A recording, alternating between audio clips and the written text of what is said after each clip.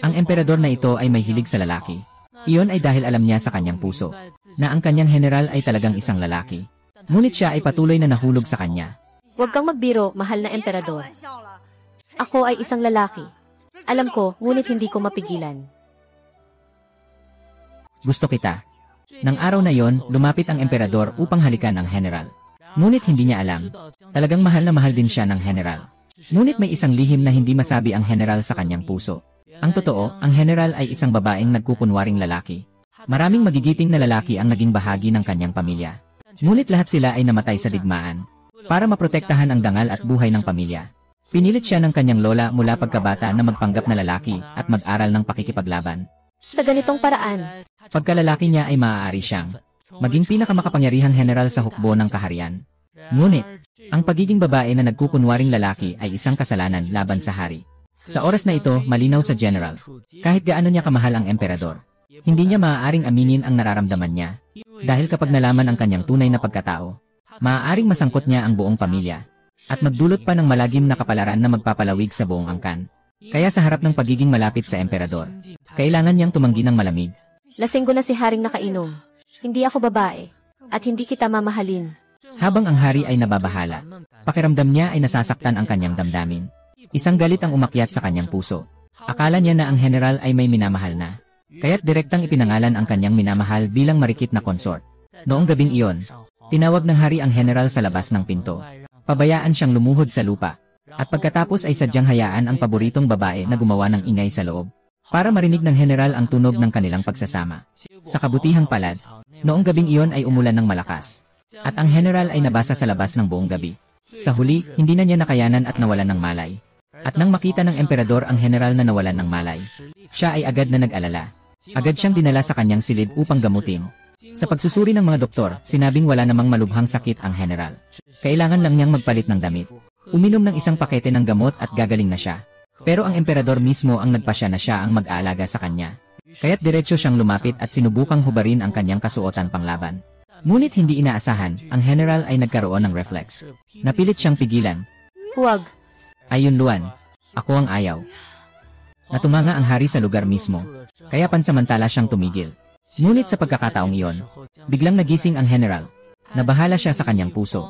Akala niya ay nahayag ang kanyang pagkakakilanlan. Dahil dito, natakot siyang madamay ang pamilya. Agad siyang humingi ng awa sa hari.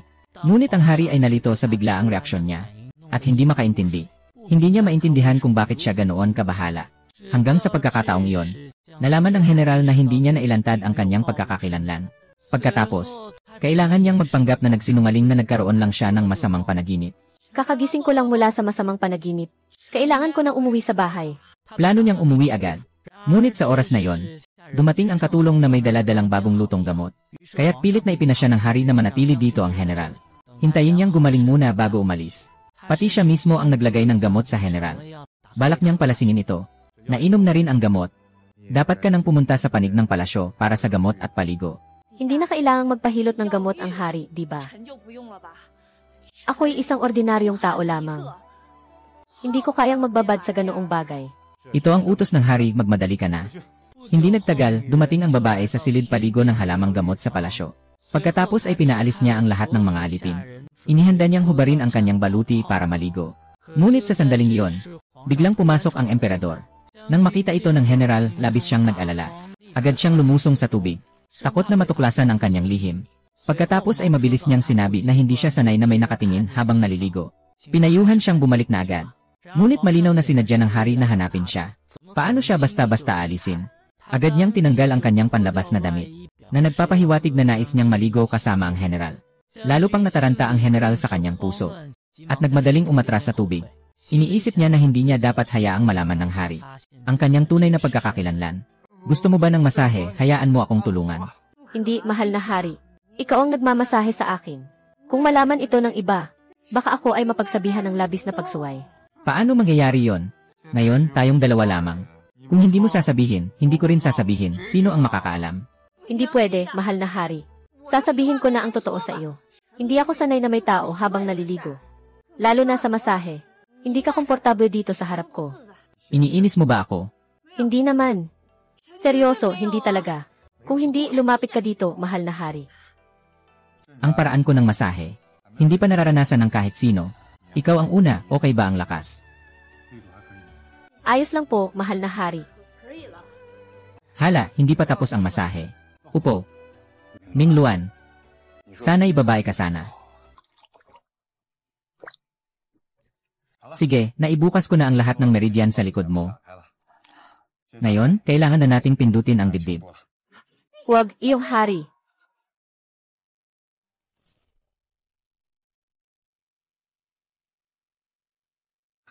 Huwag, iyong hari.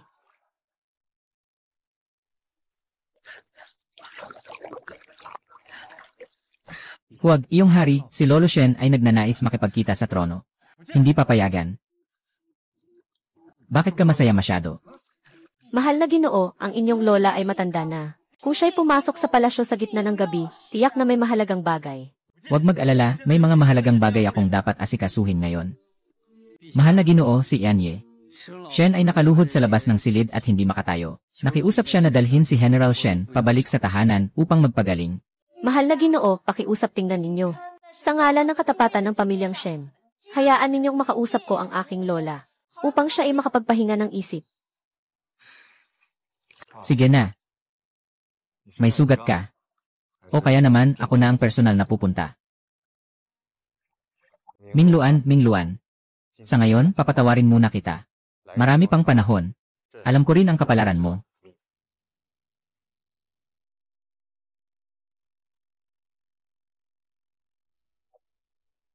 Ay, ang bilis namang matapos ni Ming Luan. Gusto ko pang makasama ng mas matagal. Bakit ang bilis mong umuwi, Your Majesty? Ay, kamusta na si Lola? Maganda na siya, nakalabas na sa palasyo. Tingnan mo, basa pa ang buhok mo.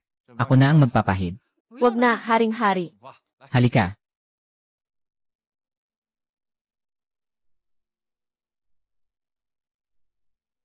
Ming Luan, bakit wala ka pang Adam's apple? Talaga bang lalaki ka? Anong itinatago mo? Haring-hari, paulit-ulit mong pinaghihinalaan ang iyong ministro. Ano ang ibig sabihin nito? Maaari akong humawak ng espada at lumaban sa laban. At maaari ring maglibang sa mga babae at uminom. Bakit palagi mo akong pinagdududahan? Dahil ba sa mukhang maganda ako? Kaya't pinapahirapan mo ako at pinapahiya. Bakit ka nagagalit ng walang dahilan? Kailan kita pinahiya? Nagtataka lang ako. Dahil sa aking pagdududa, kailangan mo akong pahirapan. Kailangan ko bang hubarin lahat ng damit ko? Para makita ninyo ang buong katawan ko. Para maniwala kayo sa akin. Kung hindi ako lalaki, aalis na ako sa tanggapan. Ayos na. Huwag mo nang sabihin, naniniwala na ako sa'yo. Hindi pwede, kailangang hubarin. Hindi kita napaligaya ngayon. Baka sa susunod, magduda ka na naman sa akin, ah. Ay naku, huwag nang mag-antala. Hindi na ako magdududa sa'yo mula ngayon, nangangako ako. Kagalang-galang, ang iyong salita ay parang ginto at jade. Huwag mo akong lokohin. Kahit na masakit pa ang sugat, magmadali kang umuwi at magpahinga. Magmadali ka na. Salamat, kagalang-galang.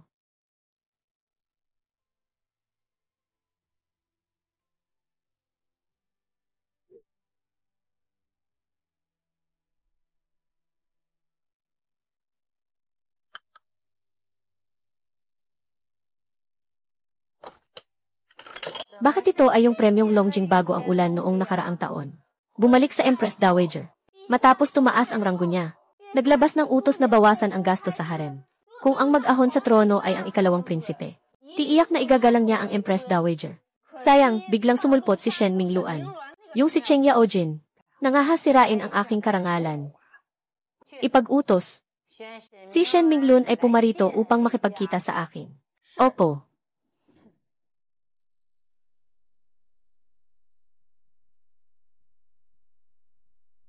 Minamahal kong lingkod, magalang na bumati sa Emperatrice. Naway maging maayos ang kalagayan ng Emperatrice. Shen Minglun, alam mo ba ang iyong pagkakamali? Hindi ko alam, hinihiling ko na ipaalam sa akin ng Emperatrice. Walang galang, ang buong palasyo ay nag-uusap na ang kanyang majestate ay may gusto kay Nanfeng. At ang iyong relasyon sa kanya ay hindi pangkaraniwan. Hindi mo ba alam? Emperatrice, lahat ng ito ay mga tsismis. Ang kanyang majestade ay pinahahalagahan ang mga ministro. Kaya't siya ay naging malapit sa akin. Ngunit hindi kailanman ako lalampas sa hangganan. Ang ibig mong sabihin ay napagsamantalahan kita. Hindi po ako mangahas. Walang alon kung walang hangin. Tauhan, bigyan si General Shen ng 30 palo gamit ang tungkod. Kung may marinig pa akong walang katuturang usap-usapan tungkol sa akin. Hindi na ito magiging simpleng parusa ng palo lamang. Alam ko na matigas ang loob ni General Shen. Ngunit si ina ni General Shen, ang Emperatrice Dowager. Kung nagkamali ako, handa akong tanggapin ang parusa.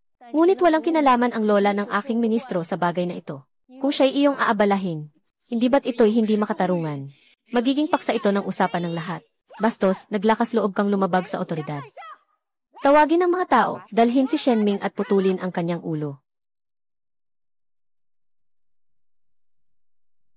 Tawagin ang mga tao, dalhin si Shenming at putulin ang kanyang ulo. Inang Reyna, nag-aaksaya ka ng buhay ng mga pangunahing miyembro ng korte. Naisip mo ba ang mga magiging bunga nito? Isi, naglakas loob kang lumabag sa otoridad. Sukdulan ng pag-aalala. Pinatay ng pag-aalala. Sino ang may lakas ng loob na magreklamo? Huwag mo siyang dalhin. Narito na ang emperador. Tingnan natin kung sino ang may lakas ng loob na galawin siya. Sino ang nagbigay sa inyo ng lakas ng loob na galawin ang aking general? Mahal na emperador, si Shen Mingluan ay lumabag sa utos. Dapat siyang parusahan ng pag-aalala. Reyna Madre, pagkatapos mong maupo sa mataas na posisyon, nagsimula ka ng magyabang. Sino ang naglalakas loob na manakit sa akin? Alam ko na mahal ni Haring Anak ang mga talentado. Ngunit hindi pwedeng pabayaan ang mga panuntunan sa palasyo.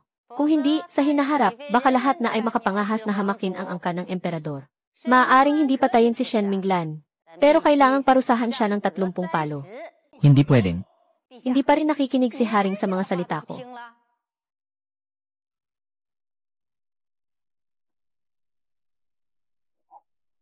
Itinaas kita bilang Empress Dowager. Dahil sinunod ko ang iyong hangarin. Ang pag-aalsa ay hindi gawa ng ikalawang prinsipe, siya ay isang malaking traidor. Ikaw ang tunay na utak nito, hindi ba? Ang ikalawang prinsipe ay isang piyesa lamang sa iyong kamay. Kung hindi dahil sa iyong panlilinlang, hindi siya mamamatay. Nagtitiis na ako ng paulit-ulit. Kung magpapatuloy kang maghasik ng kabuluhan, aalisin ko ang iyong karangalan bilang Empress Dowager. Emperador. Kung walang ibang bagay ang Emperatrice, mas mabuting magkopya pa siya ng ilang beses ng mga sutra. Mayroon pa akong ilang mahahalagang bagay na kailangang pag-usapan kasama ang general. Wala akong oras na makipaglaro sa iyo dito. Tara na.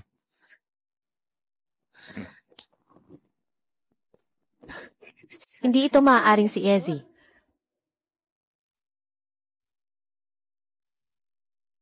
Ang salarin na ito.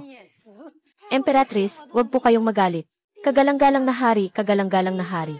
Siya ay pansamantalang nalinlang lamang. Kaya siya sumuway sa inyo. Hindi. Matigas na ang kanyang pakpak. At inisip na hindi na niya kailangan ang akin. Ngunit nakalimutan niya na kaya ko siyang itaguyod. At kaya ko rin siyang ibaba sa kanyang katayuan. Anyway, hindi siya ang nag-iisang anak ko. Dalhin mo agad ang token ko. Puntahan mo ang Dark Guard at dalhin ang penguin pabalik sa palasyo. May utos ako sa kanya. Tandaan mong huwag siyang papangitin. Mag-alala ka. Gagawin ko na.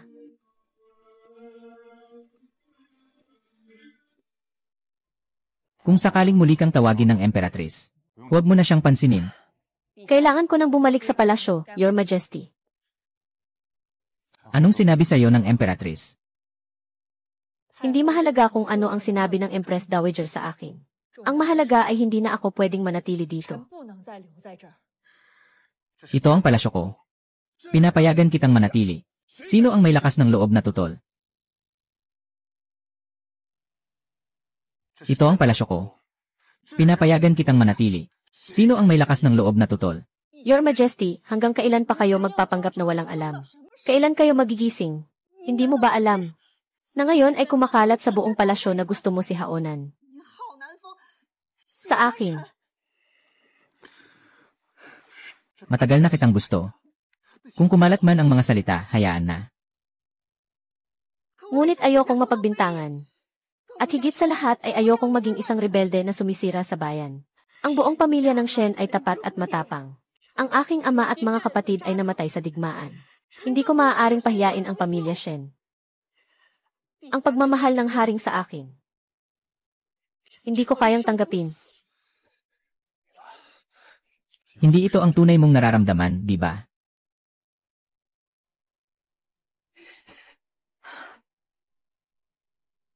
Ang pagmamahal ng haring sa akin. Para sa akin ay isang pasanin. Dapat mong malaman na nakakatakot ang mga salita ng tao. Napakasamang pasanin. Ang iniisip mo lang. Ang iniisip mo lang na gusto ko ang lalaki. Nakakainis ka, hindi ba? Hindi naman ganito, Your Majesty. Hindi ako karapat-dapat sa inyong pagmamahal. Ayaw kong mapahiya kayo. Ayaw ko nang magpatuloy pa. Umalis kayo sa harap ko, umalis. Umalis na.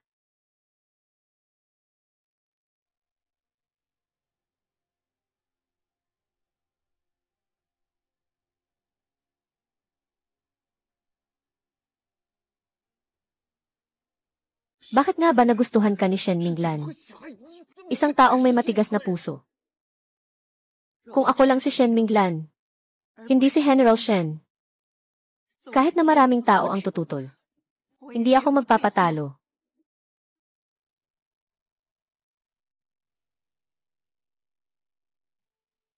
Paano ka nangakong ganito sa akin dati? Sabihin mo na hindi ka kailanman magkakaroon ng anumang pag-ibig sa hari. Na hindi mo ipapakita ang iyong tunay na pagkababae. Nakalimutan mo na ba ang mga salitang iyon? Ikaw nga. Anak na lalaki. Hindi nakalimutan. Hindi nakalimutan. Hindi nakalimutan na nangahas kang matulog sa silid ng hari. Halos nasira mo ang aming pamilya, Shen. Iyong lola. May sakit pa si pinsan. Huwag mo na siyang sampalin. Hey! Ngayon, pinarusahan kita ng ganito. May sama ka ba ng loob? Nagkamali ng malaki ang apo. Narapat lang siyang parusahan. Huwag mo akong sisihin na malupit ako. Kung hindi namatay ang kapatid mong si Anyang sa digmaan, ilan na lang kaming mga babae at bata sa pamilya Shen. Hindi kita pipilitin ng ganito. Lola, hindi kita kailanman sinisi. Pati si Anyang. Noong araw, hindi ko nahanap ang kanyang bangkay sa digmaan. Kaya naniniwala akong buhay pa siya. Magtiwala ka lang. Sisiguraduhin kong maghihintay si Shen sa bahay hanggang sa makauwi siya. Pero naghanap ka na ng 5 taon. Wala pa rin resulta.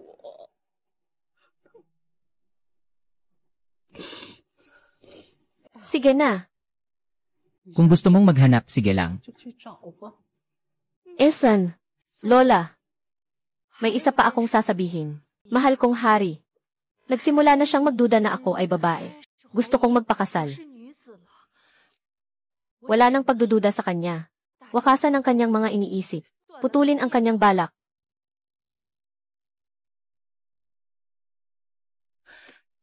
Totoo ba? Totoo ba? Kaya bukas ay hahanapin ko ang tao para maghanap. Titingnan kung aling pamilya. Lola, bakit pa kailangan maghanap sa labas?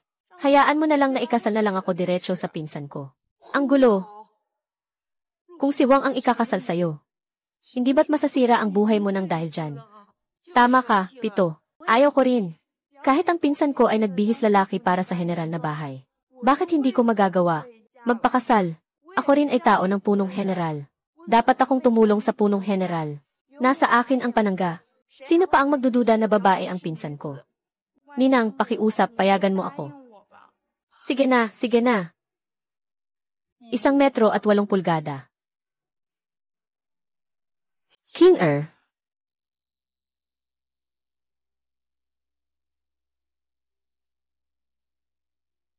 Hindi maganda ang pakiramdam ng Haring General Sheng nitong mga araw na ito. Ayaw kanyang makita. Bumalik ka na lang. Pero may mahalaga akong ipapaabot. Matagal nang sinabi ng kanyang kamahalan. Kung may bagay ka, sabihin mo na lang sa pulong. Hindi mo kailangang mag-isa sa kanyang harapan. Sige, pasensya na sa Dragon Guard.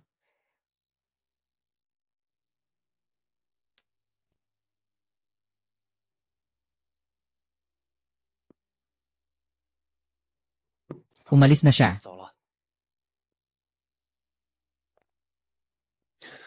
Hindi ba siya makapaghintay ng kaunti pa? Bakit hindi siya humingi muli sa akin? Nakikita ko na hindi siya seryoso na gustong makita ako.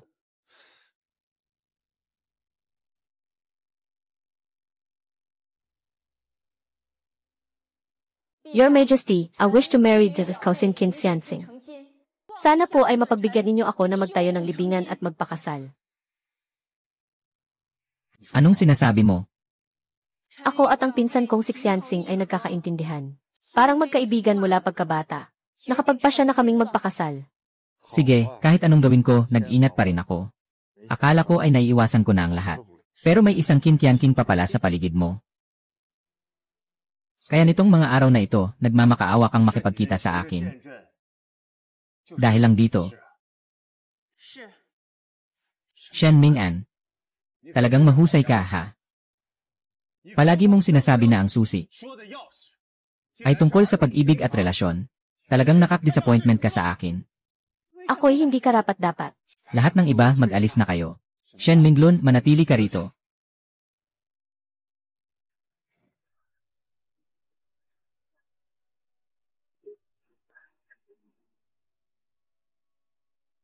Bakit mo kailangang tapusin ito? Sadyang ginamit mo ang pagkahimbing para iwasan ako. Hindi po, mahal na hari. Tunay na ako at ang pinsan kong babae ay may pagtingin sa isa't isa. Hindi pinapayagan ang habang buhay. Tama na, gusto kong marinig ang totoo. Ilang buwan lang ang nakalipas. Sabi mo pa hindi mo pa nakikilala ang iyong nakatakdang kapalaran. Si King Er ang aking nakatakdang kapalaran. Hindi mo ako, Jing Minglan. Hindi ko papayagang mahalin mo si Qin Jiajing. At lalong hindi ko papayagang magpakasal ka. Emperador. Kahit hindi ka pumayag, tiyak na pakakasalan ko si King Er.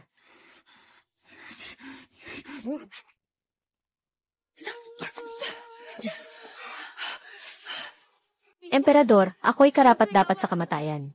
Patawarin mo ako, Emperador.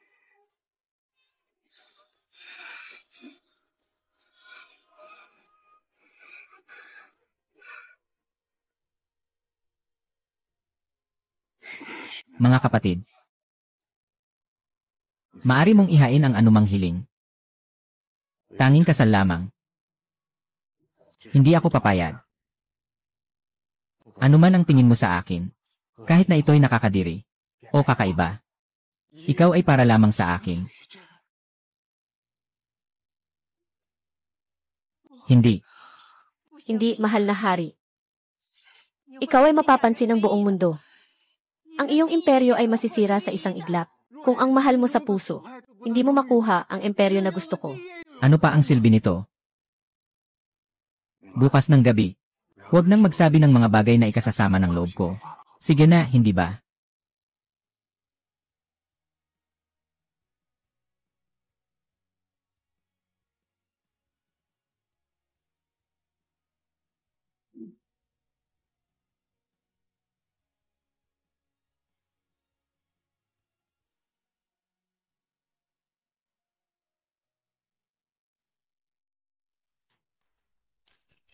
Bakit si Qin Tianqian ang karapat-dapat na ikasal kay General Shen?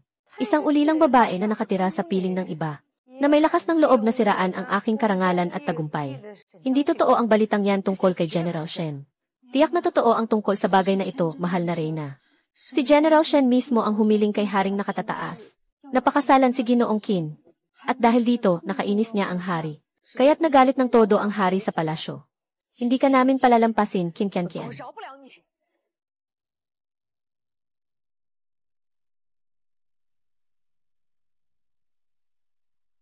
Ngayon ay Mid-Autumn Festival.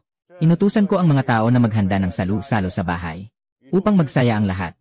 Magpakasaya kayo at uminom ng buong kasiyahan. Walang dapat ikahiya. Mahal na hari, napakalawak ng inyong biyaya.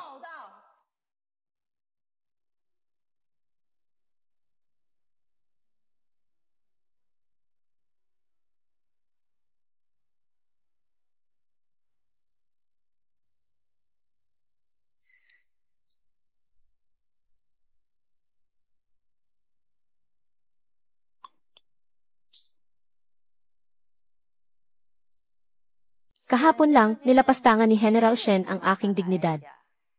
Ngayon, naglakas loob pa siyang humiling na makipagkita. Talaga bang hindi siya natatakot na parusahan ko siya? Bago ang pagbalik ng Emperatrice, ako'y naging mapaghambog at naghimagsik sa inyo. Kung kayo'y nagagalit pa, maaari ninyong parusahan ako. Wala akong reklamo. Ang nais ko lamang ay ang makapag-asawa ng aking pinsan sa tulong ng Emperatrice. Hahaha. Sige na, ako'y isang taong may masikip na isipan. Sa ilang araw, araw ng gitnang taglagas na. Sa panahong iyon, sa harap ng lahat, bibigyan ko kayo ng kasalian. Qin. Salamat, Emperatrice, labis akong nagpapahalaga. Sige, maaari ka nang umalis.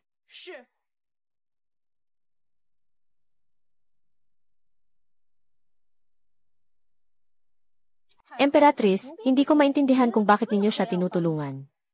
Tulungan siya. Ako lang ang nais na siya ay mapalayo sa hari.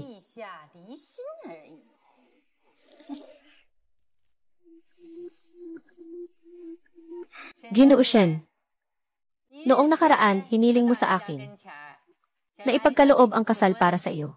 Ngayon, sa pamamagitan ng pagtitipong ito, ipagkakaloob ko ang kasal mo kay Ginoong Qin.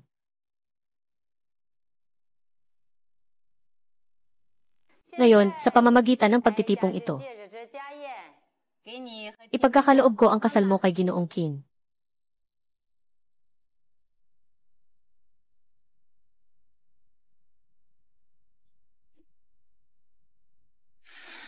Maraming salamat po, Emperatrice.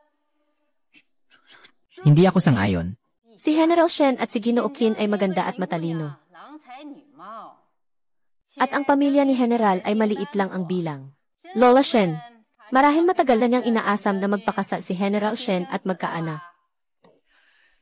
Tama ang sinabi ng Emperatrice. Ako'y matanda na.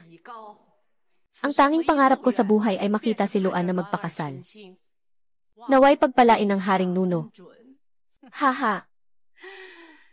Ang hindi pagpaparaya ay may 3 kasalanan. Walang supling ay pinakamalala. Ngayon, si General Shen na lang ang natitirang tagapagmana ng pamilya. Siguradong hindi papayagang putulin ng hari ang angkan ng pamilyang Shen. Tama ba?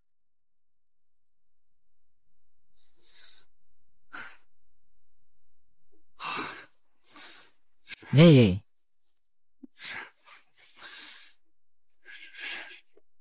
Aprobado. Naaprubahan na.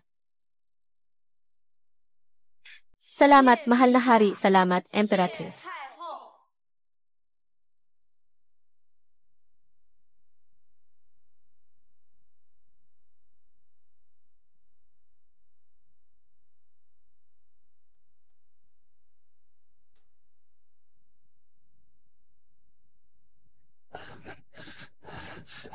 General, pakipuntahan ang hari.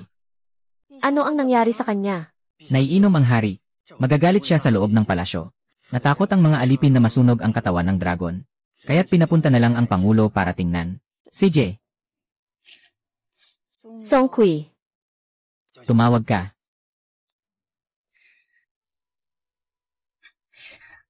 Susunod ako sa'yo.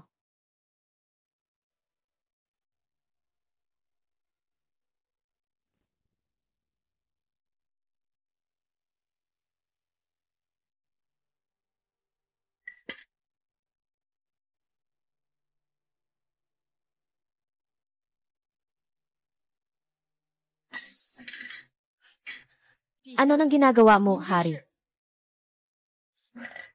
Yun si Yun Lu. Bakit ka galit? Sobrang uminom ka na. Aakayin kita. Muling mong niloloko ako. Gusto na gusto kita. Ikaw ang nasa panaginip ko. Pero sana mas mahal mo pa ako. Your Majesty, walang posibilidad na tayo. Bakit hindi posible? Mahal kita. Kung mahal mo ako, ayos na sana. Bitawan mo ako. Haring, bawat isa sa atin ay may responsibilidad. Huwag magpabaya sa sarili. Haring, huwag ka nang makipaglaban pa. Ako ito. Hindi ko magagawa. Hindi kita makikita. Iniisip ko na nakikita kitang kasama ang ibang babae. Hindi ko mapigilang mainggit. Nasisiraan ako ng bait. Alam kong gusto mo si Su Jingrong. Iniluklok ko siya sa palasyo. Nagpapanggap akong pinaliligaya ko siya. Pinutol ko ang pag-asa mo sa kanya. Pero gusto mo pa rin maghanap ng ibang babae. Mahal na hari, paano mo magagawa ito kay Su? Hindi ba't winawasak mo siya kung gagawin mo iyan, wala akong pakialam. Ang alam ko lang, gusto kita.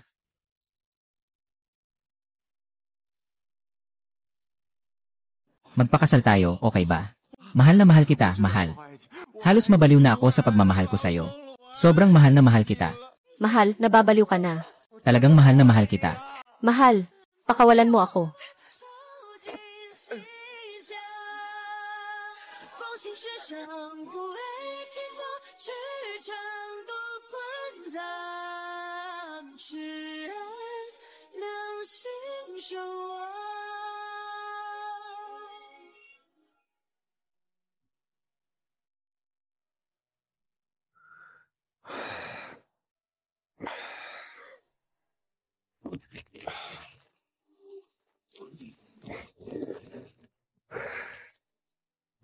Haha. Pakawalan mo ako, mahal na hari. Nabaliw ka ba, pakawalan mo ako. Hindi mo pwedeng gawin ito.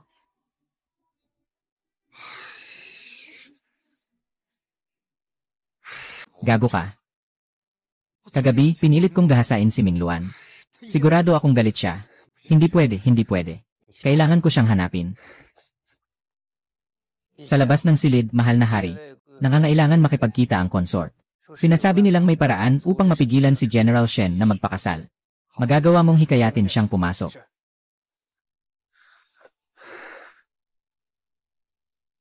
Magandang araw, hari. Narinig ko na kaya mong pigilan si General Shen na magpakasal. Kung gagamitin mo ang pagtuturo ng mga ritual bilang dahilan, para anyayahan si Qin Xian King na pumasok sa palasyo, tungkol sa kung kailan siya matututo. Ikaw ang bahala dyan. Ay. Sige, alam ko na. Bumaba ka na.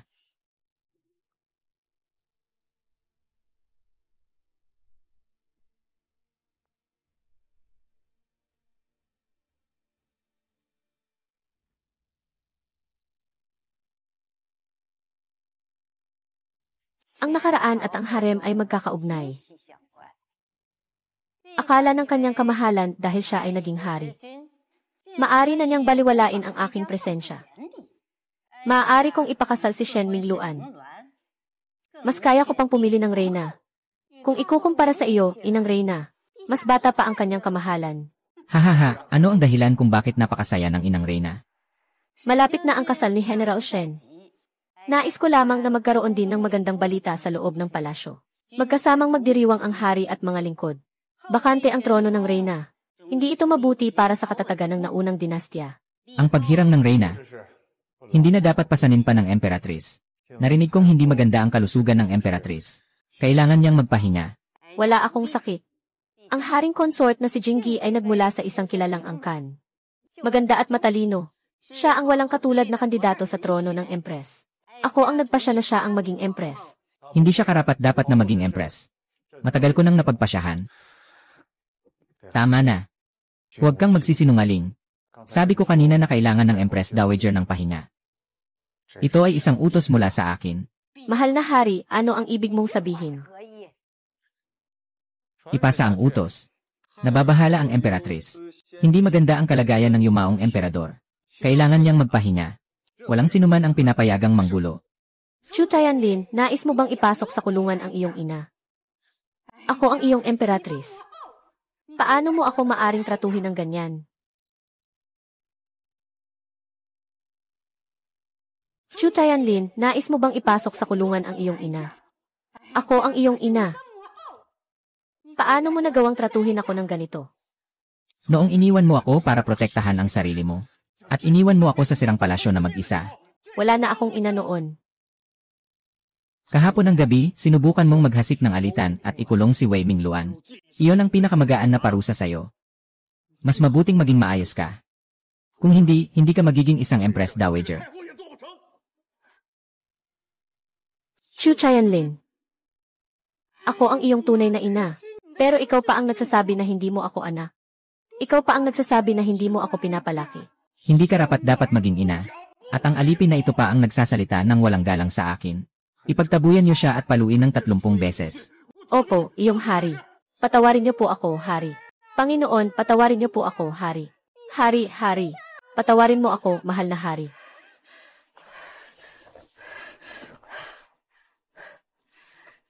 Itong salot na ito. Paano siya naglakas loob? Naganyanin ang aking katauhan.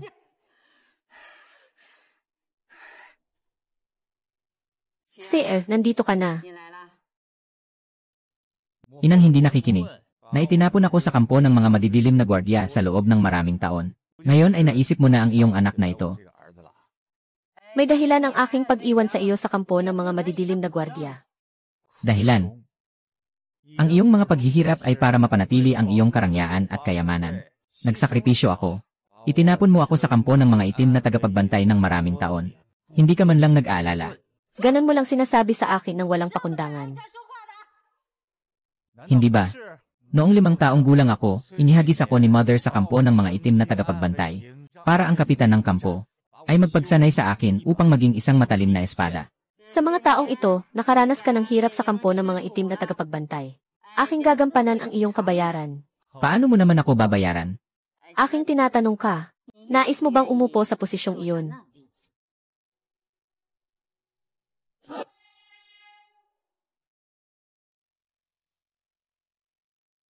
Aking tinatanong ka, nais mo bang umupo sa posisyong iyon? Sino ba ang ayaw sa mataas na katayuan? Kung gayon, tutulungan kita na maabot ang katayuan. Ngunit sa hinaharap kapag naabot mo na ang katayuan, huwag mong gagayahin ang salarin na iyon at labagin ako. Akala ko talaga gusto mo. Pero gusto mo lang akong gawing puppet mo. Ngunit nakalimutan mo na hindi na ako yung batang 5 taong gulang noon. Siyempre, ikaw ang aking tunay na ina. Bilang anak, igagalang kita. Igalang ka, hahaha. Iyan ang mabuting anak ng iyong ina.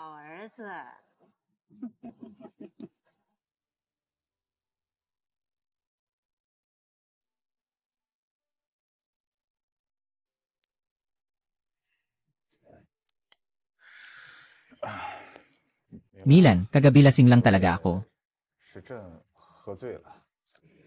Hindi ko sinasadya. Nangyari na ang mga bagay. Huwag mo na itong isipin, Majestate. Ayos, ikaw na. Ikaw na, Majestate. Oh, ako na.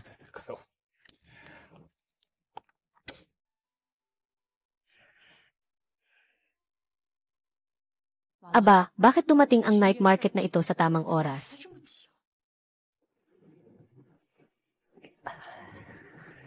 Anong nangyari sa'yo? Bakit ang pangit ng mukha mo? May masakit ba? Hayaan mong tingnan ko. Hindi na, mahal na hari. Bigla kong naisip na may mahalagang bagay sa bahay. Kaya't ako'y mauuna na. Sandali lang. Bakit ka may sugat?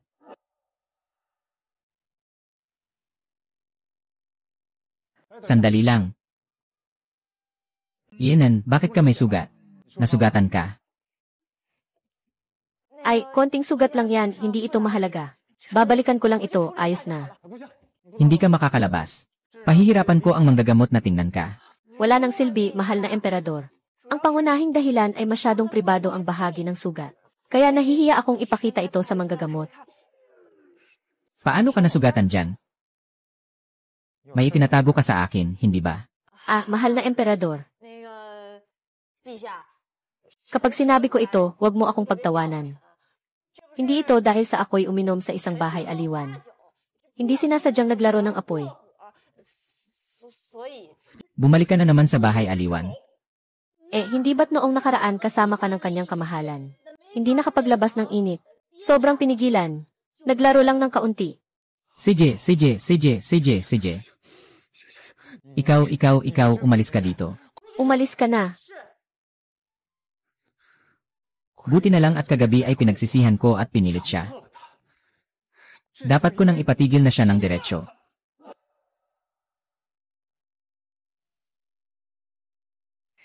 Ang aking kapatid na babae ay matagal nang nasa palasyo. Nakasanayan na ba niya? Maraming salamat, Nyang, sa pag-aalala. Qianqing, maayos ang lahat. Narinig ko na si Momo Jiaoxi ay napakastrikto. Pero para sa ikabubuti niya rin iyon. Huwag mo silang sisihin. Para sa kabutihan ni Qianqing na mas mahigpit ang lola. Hindi sila masisisi ni Qianqing. Huwag kang mag-alala, ate. Ngayon, inanyayahan kita para magkumustahan. Yung pastry na ito ay utos ko sa kusina. Inihanda ayon sa gusto mong lasa. Kainin mo na. Salamat po, mahal na Reyna, sa kabutihan. Bago pumasok sa palasyo, kumain na si King. Ngayon, hindi pa rin siya nagugutom. Isa lang namang pastry. Baka naman nag-aalala si ate na may masama sa pastry.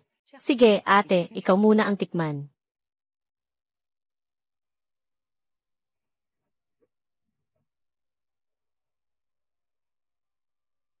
Pasensya na. Ate Su, sa gitna ng mga salarin, puno ka ng panlilin lang.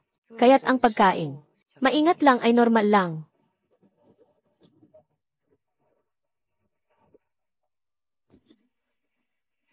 Napakasarap, salamat Ate Su. Sige na, medyo pagod na ako. Umalis ka na. Ako si Asan King, paalam. Qian. Masiyahan ka sa lahat ng inihanda ko para sa'yo.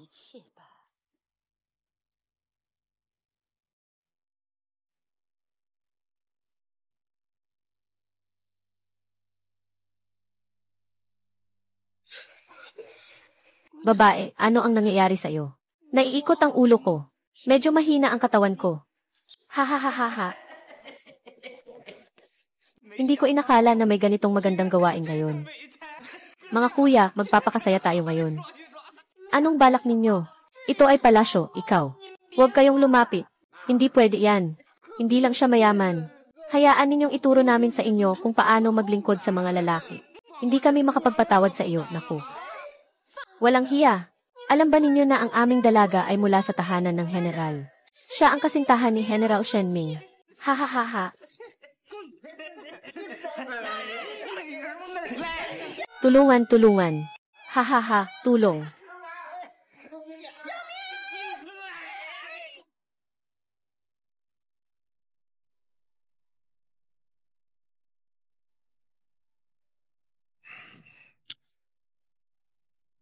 Kumusta ang sugat mo? May pagbuti ba? Salamat sa pag-aalala, mahal na hari. Mas mabuti na ako. General, may masamang balita. May nangyari sa palasyo ng Chaoyang. Dali, iligtas si Binibining King. Ha.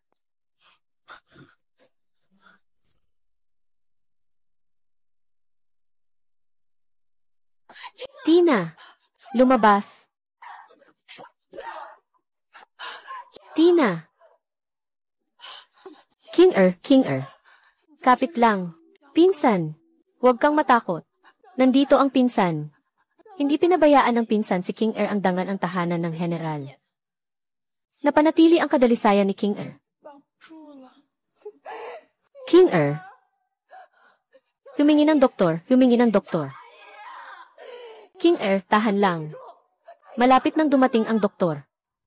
Sing-er, huwag kang matulog. Hindi pa tayo kasal. Hindi ka pa nakasuot ng pangkasal. Sing-er.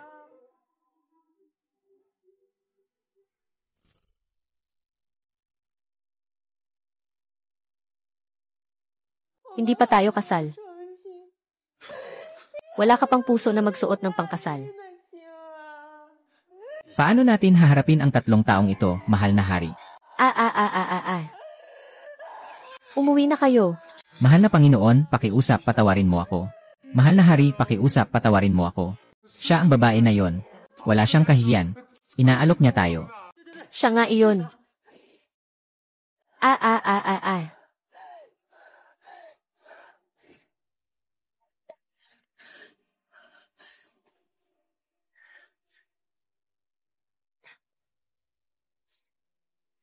Namatay si King Er. Ipapaghiganti ko kayo. Minglun. Ako'y mag-imbestiga nito ng husto. Magbibigay ako sa inyo at sa Haringgapos ng isang paliwanag. Paliwanag. Makakaligtas kaya si King Er kung magbibigay tayo ng paliwanag. Sa napakalaking palasyo, ikaw ang tunay na may-ari dito. Si King Er ay isang tao mula sa Haringgapos. Ay magiging ginang ng general sa hinaharap kung walang nag-utos. Sino ang mangahas na ganyan sa kanya? Nag-alinlangan ka sa akin.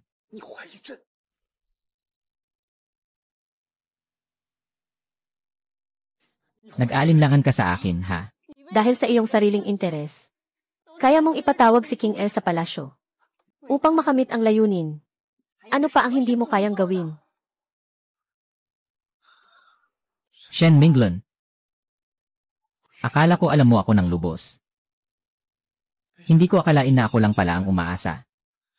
Ganito pala ang pananaw mo sa akin. Kung tunay kong naiintindihan, Majestad, hindi sana pinayagan na sa King mo Palace. King Er, bumalik na tayo sa bahay. Kapatid na lalaki, isasama ka namin pa uwi.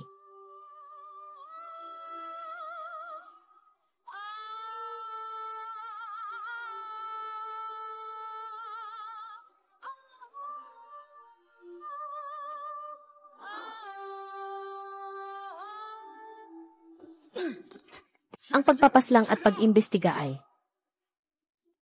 kamusta na ang sa Chaoyang Palace?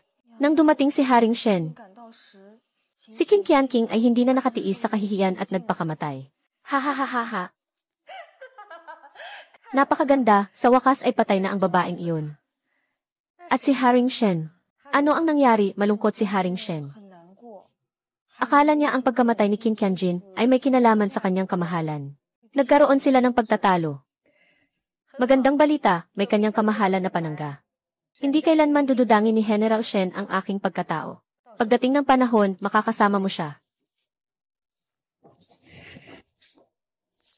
Pagpupugay. Bakit po inanyayahan ni kanyang kamahalan si King Qianqing sa palasyo?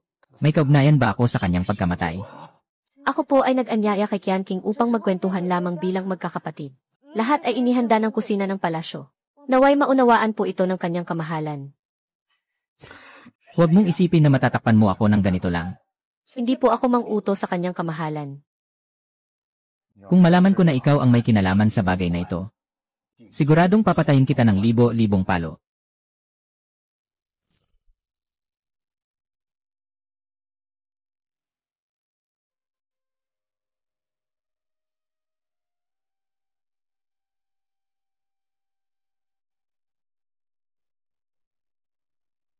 Lola, ako ang hindi nakaprotekta kay King Er. Nahihiya ako sa inyo. Nahihiya ako kay King Er. Saktan mo ako. Saktan mo ng madiin. Hindi mo nga maprotektahan ang sariling pinsan mong babae. Pinapayagan mong ang taong may puting buhok ay magpaalam sa taong may itim na buhok. Bakit ako meron kang anak na apo na walang silbi tulad mo? Haha, ako ang walang silbi. Ako ang walang silbi, hahaha. Dila.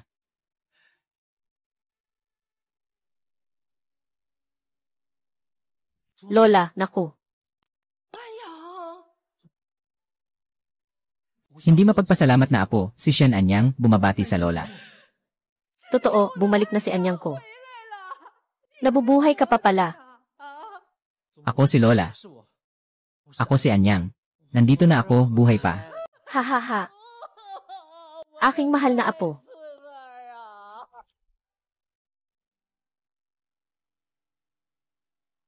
Oh hahaha. Aking mahal na apo. Hahaha, buhay ka pa pala. Hahaha, Lola, huwag ka nang umiyak. Masasaktan ako kapag umiiyak ka. Masasaktan ako, okay. Ayos lang, nandito ka na. Masaya si Lola. Anak. Pasensya na. Sa mga nagdaang taon, ang dami mong ginanas para sa akin. Hindi mahirap ang ate ko. Ikaw lang ang mahirap. Sigurong nakaranas ka ng maraming paghihirap nitong mga nakaraang taon. Walang anuman, tingnan mo ako. Ngayon, ang laki ko na, tingnan mo. Naging tunay na lalaki na ako. Saan ka na napunta nitong mga taon? Noong una, nagpadala ako ng tao sa Beijing para hanapin ka. Walang balita. Noong mga panahong iyon, nahulog ako mula sa bangin sa ilog. Nailigtas ako ng mga tao sa isang nakatagong tribo sa bundok. Sila ang tumulong sa akin. Ngunit sobrang bigat ng aking mga sugat noon. Nasaktan din ang aking ulo. Kaya't nagkaroon ako ng amnesia. Sa mga nakaraang taon, palagi akong sumasama sa kanila sa loob ng malalim na bundok. Buti na lang ipinadala mo ang mga tao para hanapin ako, ate. Tinulungan nila akong maibalik ang aking alaala. Tama, ate. Bakit hindi ko nakita si Munting Kingking? At ano ang nangyari kay Bailin? King Er. Si King Er ay...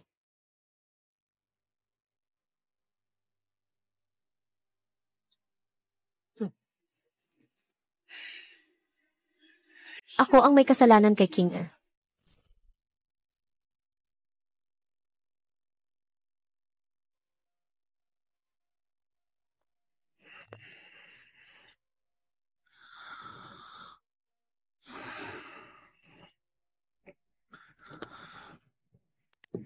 Hindi na ilang araw na pumapasok sa palasyo si General Shen. 5 araw na po mula nang bumalik ang inyong majestad. Kamusta na ang investigasyon sa palasyo ng umaga? Nalaman ng mga tagapaglingkod na si Yanje. King at ang 3 gwardya ay nasa malabong isip. Hindi nila alam ang kanilang ginagawa. Maaaring isang tagapaglingkod sa palasyo ang nagbigay ng gamot. Nakita rin ng mga tagapaglingkod ang gamot sa tahanan ng tagapaglingkod na yon. Isang gamot para sa ilusyon. Isang tagapaglingkod.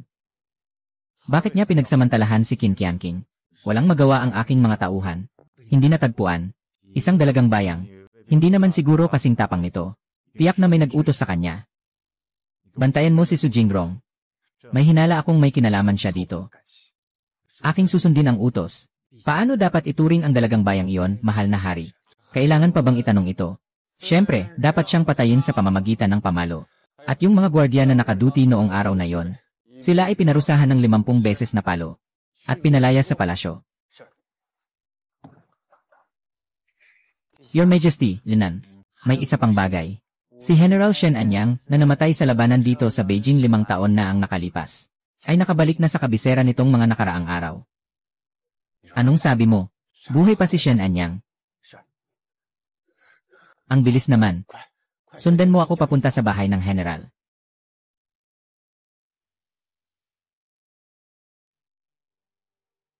Anya, nakita ko na buhay ka pa. Lubos akong natutuwa. Salamat sa pag-aalala, Haring Infinito. Tumayo ka. Maraming hindi komportable dito, Haring Infinito. Mas maganda kung pumunta na lang tayo sa loob, magpahinga at mag-inom ng tsa. Ako. Mas mainam siguro kung unang mag-alay tayo ng kandila kay Ginoo Qin. Hindi na kailangan. Kayo ang hari. Hindi kayang tiisin ni Qin Er. Ano ang ibig sabihin ng sinabi mo? Hayaan niyong ako ang tumulong sa inyo, mahal na hari.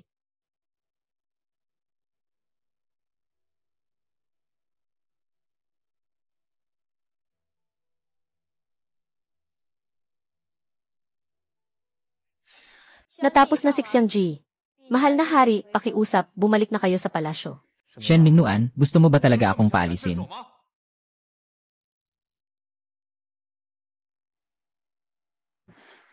Shen Minglan, gusto mo ba talaga akong paalisin? Iniisip ko lang na hindi payapa ang pagkamatay ni King Er. Hindi siya nais makita ang inyong kamahalan. Ikaw, Tatay, nangako ako sa'yo. Nabibigyan kita ng paliwanag. Ngayon ay dumating ako. Hindi lamang para makita si Anyang, kundi gusto ko ring sabihin sa'yo na nahanap na ang tunay na salarin. sino? Dinala na ni Jai-an ang kaalaman. Tingnan mo mismo.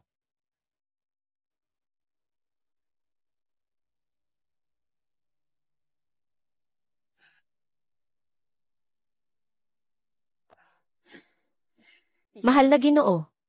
Ang isang katulong sa palasyo ba ang pumatay kay King Er? O isa siyang scapegoat? Scapegoat. Anong ibig sabihin nito? Paano nakakuha ang isang simpleng katulong ng napaka-mahika na pampatulog? Sinabi mo bang ipasiyasat ito? Paano niya pinamunuan? Ang tatlong gwardiya. Muli mong pinatakas ang mga gwardiya mula sa palasyo ng Chaoyang. May mga inutusan ka na bang mag-imbestiga? Maraming mga katanungan ang hindi pa nasasagot. Sinasara mo na ang kaso, mahal na hari. Ang pagpatay ng isang katulong kay Qin Tiking ay resulta ng investigasyon ng mga yunuko. Aminado na siya mismo. Paano mo masasabing nagmadali ako sa pagsasara ng kaso? Paano makakagawa ng ganitong krimen ang isang simpleng katulong sa loob ng palasyo? Mahal na hari, ang palasyo ay iyong palasyo. Sino sa loob ng palasyo ang hindi sumusunod sa iyo? Ano ang mahirap sa pagkuha ng tao at ebidensya?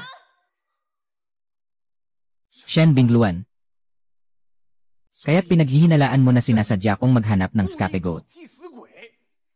Sinadya kong ipahamak at patayin si Qin Tianqing, hindi ba?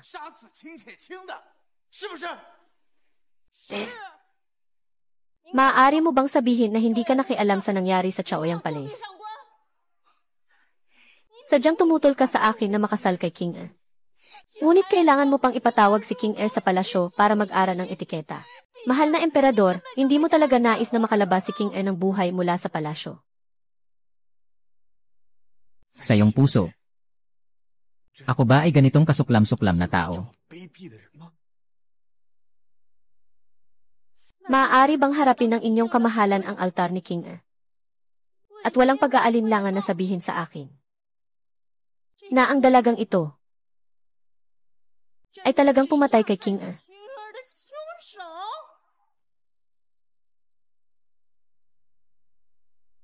Mingluan. Kailangan nating walang pagdududa na ipagkatiwala ang ating mga likod sa isa't isa bilang mga kaibigan sa buhay at kamatayan. Naiintindihan mo ako ng mali. Hindi kita sinisisi. Hindi ko nagawa ng maayos. Hindi ako pinagkakatiwalaan. Maghintay ka lang. Ibibigay ko sa iyo ang katotohanan na hinahanap mo.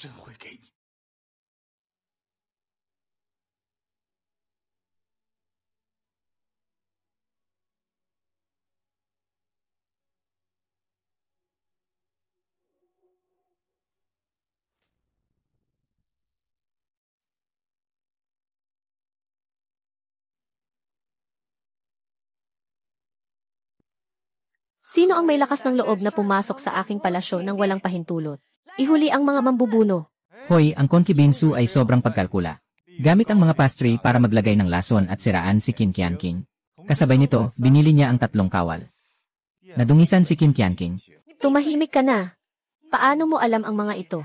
Hindi mo na kailangang malaman yan. Isa lang ang hihingin ko sa'yo. Ano ang gusto mo? Pakiusap kay Su. Tulungan niya akong umakyat sa trono.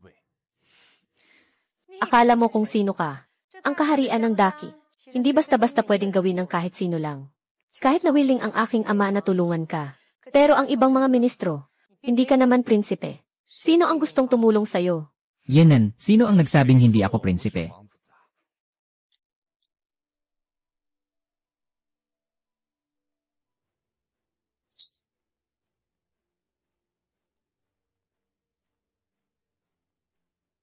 Ye! Ngayon, mauupo na ba ako sa posisyong iyon? Kahit na ganoon, hindi pa rin kita tutulungan. Hindi ako pinagsisihan ng hari. Ako pa rin ang kanyang paboritong concubine.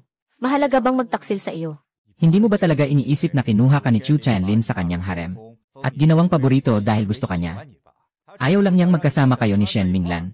Sinasadya niyang paghiwalayin kayo. Alam ko naman iyon. Pero bilang isang babae, ano ang magagawa ko? Ay nako, ginawang paborito ka niya. Isinama sa harem. Ngunit ginawa lang palamuti. Sayang talaga ang talento. Ngunit nakakalungkot. Ikaw at si General Shen ay isang pares ng mga mandaragit na hindi maaaring magsama. Siya pa ang pumigil sa inyong pagmamahalan. Sige, papayag ako. Pagkatapos ng lahat ng ito, ipagkakaloob mo sa akin at kay Shen Mingluan ang kasal.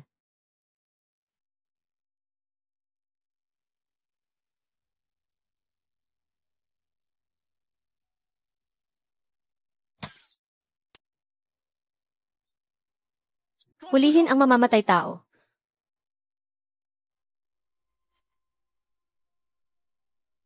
Anong ginagawa? Ubo, agad na pumunta sa bahay ng General. Hanapin ang yaya na nagtuturo kay Kinjaya ng etiketa.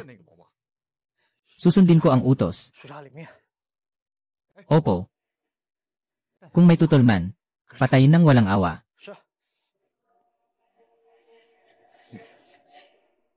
Opo. Ang buhay ay napaka-boring. Kailangan pa akong maghanap ng kasiyahan para sa inyo.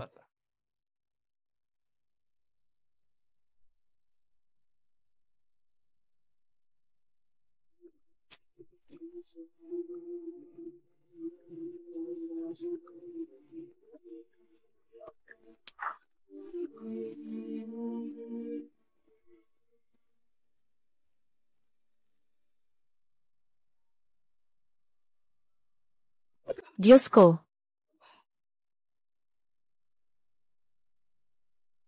Minglan. Ito ba ay?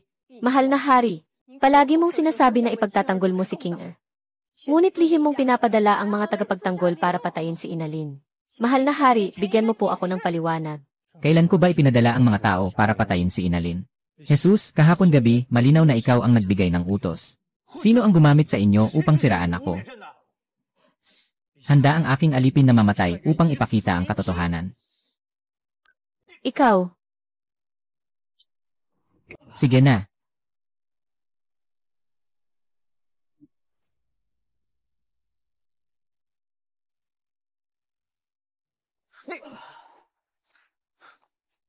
Jesus, meron siyang lason sa likod ng ngipin niya. Nagsarili siyang kamatayan. Jesus, meron ka pa bang gustong ipaliwanag? Ipaliwanag mo, naniniwala ka lang sa kanyang salita. Mas naniniwala ka pa sa kanya. Ayaw nilang magtiwala sa akin. Siya ang iyong lihim na kawal. Ang unang alituntunin ng lihim na kawal ay hindi pwedeng magbalik sa hari. Maliban sa iyo, sino pa ba ang makakapag-utos sa kanya? Kaya, iniisip mo bang pinatay ko, pinutol ang ugnayan, nilinis ang ebidensya, at itinago ang katotohanan? Hindi ka ba pwedeng magtiwala sa akin ng bahagya lang? Kahit kaunti lang iyong hari. Iba't ibang ebidensya. Lahat ay tumuturo sa iyo. Paano kung mapagkakatiwalaan ka? CJ, ano ang nais mong gawin ko? Para mapagkatiwalaan mo ako. Hihilingin kong personal na imbestigahan ang pagkamatay ni King Er. Sige, ayon sa iyong nais. Salamat sa iyong malaking biyaya, mahal na Ginoo.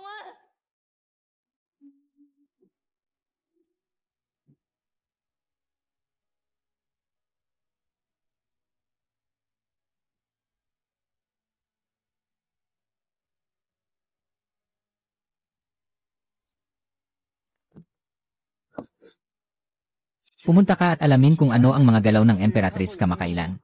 Mahal na Emperador, nagdududa ka ba na ang iyong paboritong asawa ay nagtataksil?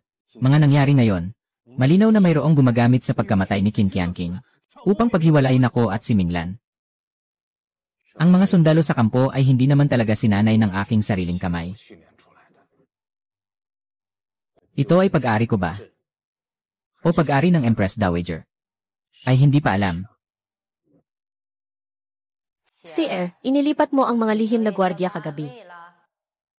May ginawa ako. Tinatayang nagkakagulo sina Chu Chenlin at Shen Mingluan dahil sa kanya. Hindi ba nakita ng mga tagapagbantay ang mukha mo? Siyempre hindi. Ginamit ko ang token na ibinigay mo sa akin. Mabuti naman, Kier. Hanggang sa huling sandali, huwag mong hayaang malaman ni Chu Tianlin at ng iba na nandyan ka. Naiintindihan ko po. Ang pagkamatay ni Qin Qianqing ay nagdulot na ng pagkakahiwalay ng puso ni na Chu Tianlin at Shen Mingluan. Ngayon, kung lalagyan pa ng apoy, tiyak na magkakaroon ng hidwaan ang dalawang ito. Inaasikaso na ito.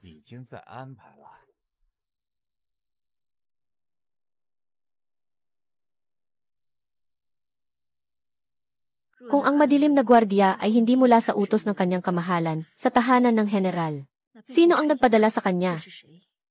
Ano ang layunin? Maaaring nais ng kabilang panig na gamitin ang pagkamatay ni King Er upang paghiwalayin ako at ang kanyang kamahalan.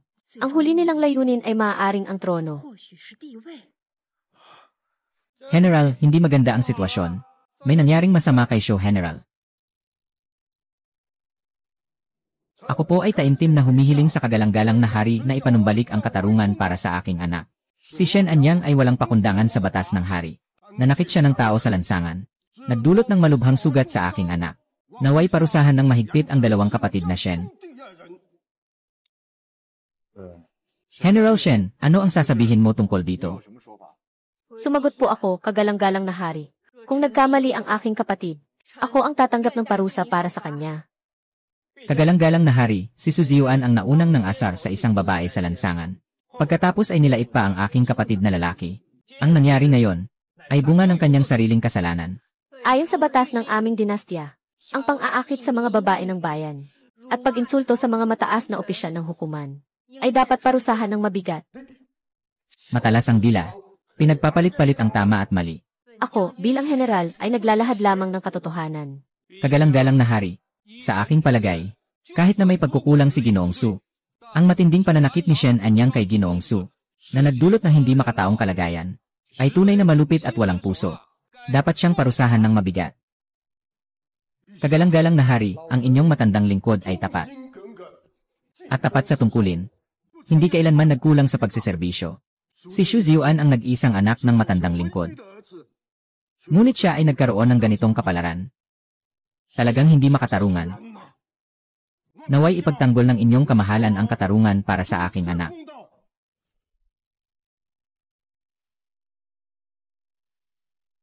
Tungkol sa bagay na ito.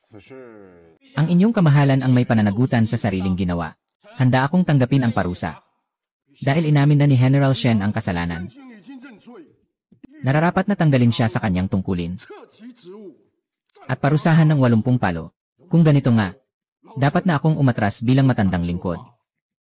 Kung hindi, ayos lang. Ang nangyari ngayon, si Ministro Su ay hindi lang mabait. Ayokong madamay ka. At ayokong mahirapan ang kagalang-galang na hari. Hindi pa gumagaling ang iyong lumang sugat at muling masaktan sa boss. Wala kang pakialam sa buhay mo. Sa harap ng hari, ang panganay ay parang ama. Ako ang nagkulang sa pagpapakita ng mabuting halimbawa kay Anyang. Handa akong akuin ang kalahati ng parusa. Hiling ko ang pahintulot ng hari. Hindi pwede, hindi ako sang-ayon. Hindi rin ako sang-ayon. Hindi kasalanan ni Anyang ang pangyayaring ito. At lalo na hindi sayo. Si Su Ziyuan ang may kasalanan sa sarili niyang ginawa. Tapos na ang usapan na ito. Huwag nang intindihin pa. Kagalang-galang talagang gusto mong mamatay ng ganito. Ipagtanggol ba ang magkapatid na Shen? Kung ganito ang gagawin mo, hindi ito patas. Paano mapapaniwala ang mga matatandang ministro? Paano mapapaniwala ang mga pangunahing opisyal sa palasyo? Paano mapapalapit ang mga tao sa kagalang-galang? Tumpak ang sinabi ng punong ministro. Ang malaking kabutihan ng hari. Mahigpit na parusahan ang mga masasama. Maliit na galaw, hari. Ang dalawang kapatid kong si Shen Mingluan at Shen Anyang ay handang tumanggap ng parusa. Si Shen Mingluan at Shen Anyang ay nagsagaw ng gulo sa kalye. Walang paggalang sa batas. Paggalang. Ang prinsesa ay pinarusahan ng 40 palo. Agad na ipatupad ang parusa. Maraming salamat, hari. Kagalang-galang na hari.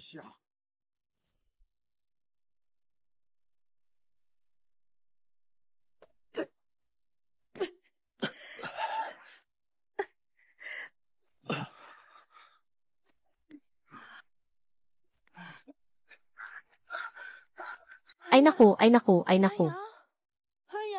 Sige na, tawagin mo na ang doktor. Hindi pa tapos ang laban ni Hari. Maaga pa bang tawagin ang doktor? Sinasabi ko lang, tawagin mo na ang doktor. Tulad ng sinabi ni General Shen, 3 tao sa isang karwahe ay pinaparusahan ng ganito. Nakasunod sa batas ang paghatol na ito. Ako bilang matandang ministro ay hindi magpapabaya sa batas. Gusto mo bang ipatay ako?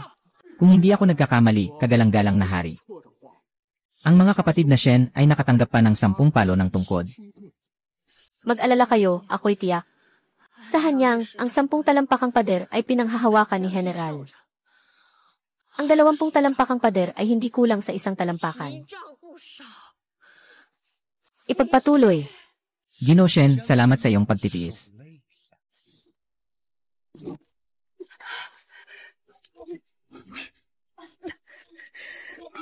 Sapat na, sapat na. Agad tawagin ang doktor. Tumawag ka agad ng doktor. Binibini, tumawag ka agad ng doktor. Tumawag ka agad ng doktor. Mga Ginoo. Ngayon, ang dalawang kapatid ko ay natuto na. Nakatanggap ng parusa. Magpapaalam na muna ako.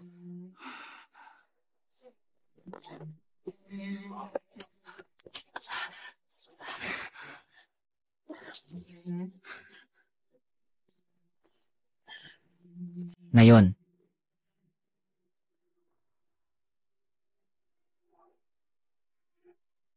Bakit ako nakatira dito?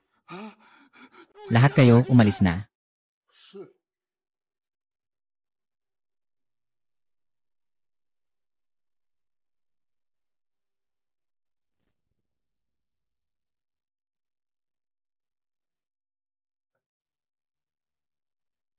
Manggagamot, kumusta ang apo ko? Malubha ang mga sugat niya. Malakas ang katawan ng general na binata. Binigyan ko siya ng gamot para sa sugat. Kung magpapahinga siya ng higit sa kalahating buwan, gagaling din siya. Nasaktan din ang ginang matanda, si General Shen, dahil sa palo. Pakisundo po. Gusto ko ring tingnan ang mga sugat ni General Shen. CJ. Maraming salamat sa iyo ngayon, manggagamot. Tungkol kay Luan inayos ko na ang ibang doktor para sa kanya. Kaya huwag ka nang mag-alala. Kung ganoon, babalik na ako sa palasyo upang mag-ulat.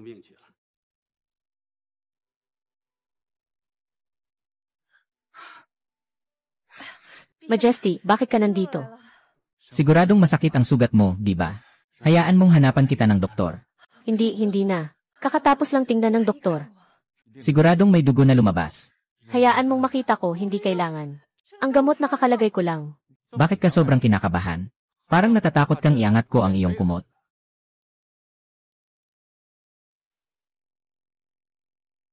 Bakit ka sobrang kinakabahan? Parang natatakot kang iangat ko ang iyong kumot. Wala, Majestad, nag-aalala ka lang. Nag-aalala lang ako para sa'yo. Kasalanan ko na hindi kita naprotektahan. Nagawa kitang masaktan. Haring, hindi po kayo ang may kasalanan dito. Nakasakit kayo kay Suze. Hindi siya magpapabaya ng basta-basta at saka. Haring, sabihin niyo lang ang totoo. Walang masama kung magsalita kayo. Hinala ko na ang Emperatrice Dowager ay may ginagawang lihim. Maaaring nakikipagtulungan siya kay Suze. Ang mga lihim na kawal ay dating pag-ari ng Emperatrice Dowager. Sila ay nakikinig lang sa labas sa akin. Ang ibig niyo pong sabihin ay, yung lihim na tagapagbantay ay utos ng Empress Dowager. Sadyang nagpasiklab sa amin. Hindi isang araw lang na hindi natuwa si Empress Dowager sa akin. May ambisyon siyang labis. Malamang matagal na niyang iniisip na magtatag ng sariling trono. Sire Su, sa ganitong kalagayan, hindi ka pa rin ba magpapasya na makipagtulungan sa akin? Ako, bilang tagasunod ni Empress Dowager, handang sundin ang utos niya. Hahaha, Sire Su. Mangyaring tumayo, hahaha. Hintayin ang pulubi na umakyat sa trono. Tinitiyak ko. Mula ngayon, ang pamilya Su ay magtatamasa ng kayamanan at karangyaan ng walang hanggan. Kung gayon, ako'y nagpapasalamat sa inyo, mahal na ina. Kay narinig mo ba ang sinabi ng iyong ina? Huwag mag-alala, inang. Ang iyong mga salita ay nakatatak sa aking isipan. Hintayin mong ako'y umakyat sa trono. Kailangan niyang muling gamitin ang kanyang mga tauhan. Dahil na't nagpa siya na ang Empress Dowager na pababain si Chu Chenlin. Kaya kailangang unahin munang puksain si Shen Mingluan. Ang hukbo ni Shen sa kanyang kamay ay isang malaking banta talaga. Bukas ang aking kaarawan. Kung makita ng mga opisyal si Shen Mingluan na nagulo sa harem, hindi na niya mapoprotektahan si Haring. Tao ng Empress Dowager.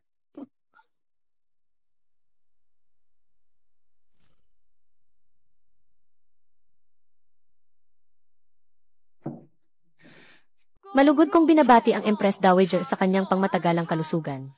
Taon-taon ay swerte at magandang kapalaran. Hahaha.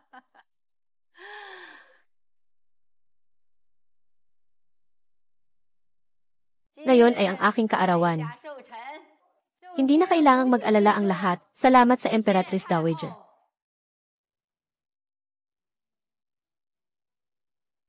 Sabi ng general, ang inyong kalusugan ay kakagaling lang. Hindi dapat uminom ng alak. Dahil dito, pinapainom ko kayo ng tsaa. Patay na ang aking aliping. Patay na ang aking aliping. Ayos lang ba, hindi ka nasaktan? Ulat sa kagalang-galang, wala po akong sakit. Hilain mo siya palabas. Patawarin po ninyo ako, kagalang-galang. Kagalang-galang, patawarin po. Hindi po sinasadya ng kagalang-galang ang ginawa niya. Naway inyong tingnan ito ng mabuti. Sa araw ng kaarawan ng Empress Dowager, sana ay magpatawad po kayo. Si General Shen po ang humihingi ng awa para sa inyo. Hindi pa ba kayo alis? Maraming salamat po sa inyong awa, kagalang-galang. Dalhin si General Shen sa Ganchuan Hall para magpalit ng damit. Salamat, mahal na hari.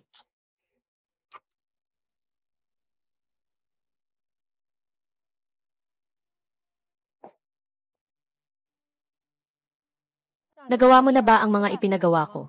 Huwag kang mag-alala, ate. Ang gamot na iniutos mo. Nakita ko mismo na iniinom ito ni General Shen. Nakatanggap ng pera. Ingatan mo ang iyong bibig.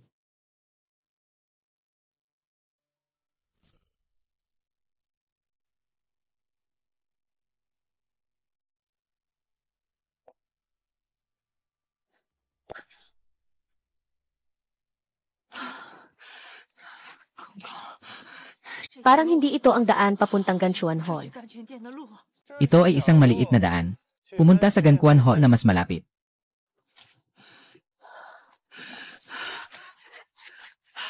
Nagmamalabis ka, naglakas loob kang hilahin ang general. Malapit na ang general. Bakit ka nagmamadali, Genen?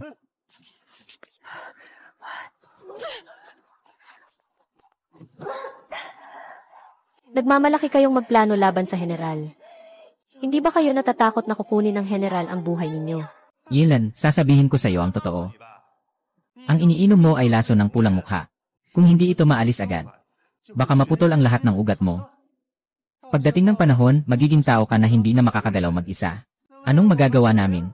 Ikaw, ayoko nang pakasalan ang prinsipe mo.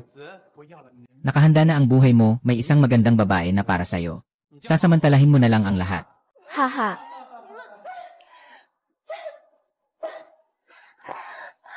Ang init. Ang init. Mainit na mainit.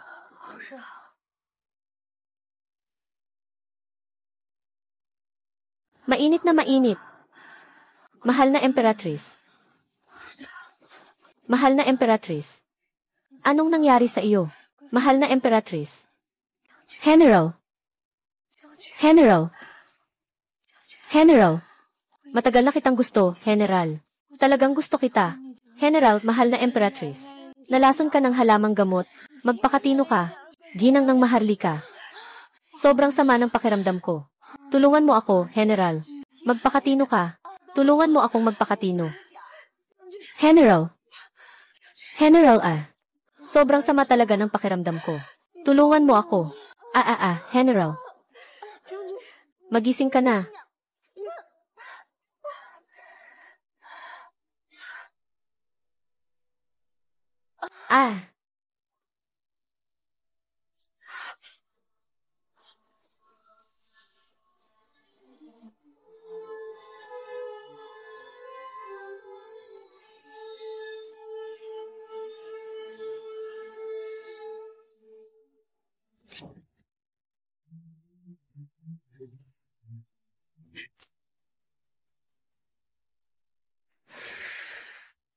Di ka nagsisinungaling, General Shen. Kahit sa sarili mo, marunong kang maging matapang. Sino ka? May oras ka pang alalahanin kung sino ako. Ikaw ang nagplano ng nangyari ngayon. Hahaha. Tama. Di na nakakagulat na si General Shen. Talagang matalino. Sayang, hindi magagamit sa akin. Shen Mingluan, usapang transaksyon tayo. Ipagkakatiwala mo sa akin bilang amo. Tutulungan kitang makaalis sa problema. Nangangarap ka lang.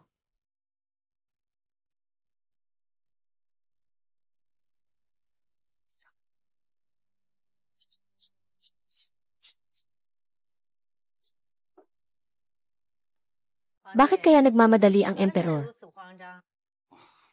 Ang emperatris, may mga usaping kailangang ayusin pa rin ako.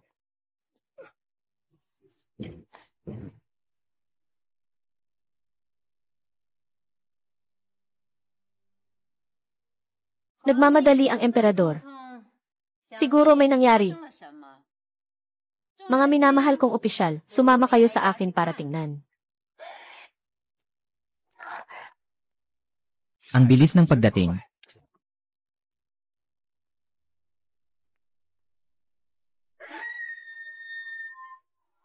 Maliwanag, maliwanag, maliwanag, maliwanag. Kumusta ka na? Mahal na hari. Dalhin mo ako agad palayo dito. Nainom ko ang gamot na tsino ng maayos. Dali, mabilis magsuot ka ng Amerikana. Tiyaga lang. Ang galing ni Shen Mingluan. Nangahasa kasiyahan ng aking kaarawan. Nagumawa ng suhol sa loob ng palasyo. Hindi mapapatawad ang kasalanan. Dalhin siya rito at parusahan ng palo hanggang mamatay. Tingnan natin kung sino ang may lakas ng loob.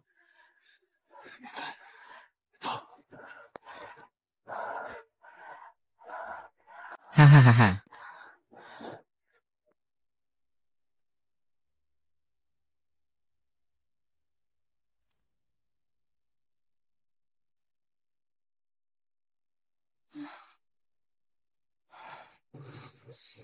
Kumusta na? Kagalang-galang na hari. General, ito ay laso na tinatawag na lasing na pulang ganda mula sa Hilagang Kaharian. Lasing na pulang ganda. Anong gamot ito? Paano ito gagamutin? Aba, Ang lasing na pulang ganda ay isang lihim na gamot ng kaharian sa Hilaga para supilin ang mga babae na ginagamit nila. Walang lunas ang gamot na ito. Ang taong nalaso nito ay kailangang sumunod sa kagandahang asal ng isang asawang lalaki. Kung hindi, magrurupok lang ang mga ugat. Maging isang taong hindi na makakaya pang mag-alaga sa sarili. Sino ba ang gago sino ba talaga? na nagplano sa ulo ni Maitreya? Hari. Mainit na mainit ako. Tulungan mo ako, lumabas na. Lumayas ka na, wala na. Aking utos. Walang sinuman ang papapasukin. Tulong, ang init ko. Bilan, huwag kang ganyan. Bilan, pagsisisihan mo ito. Hari, may utos ang hari. Kalmado lang. Walang papapasukin. Lumayo kayo, kalmado lang. Ang init ko talaga. Hari, hari.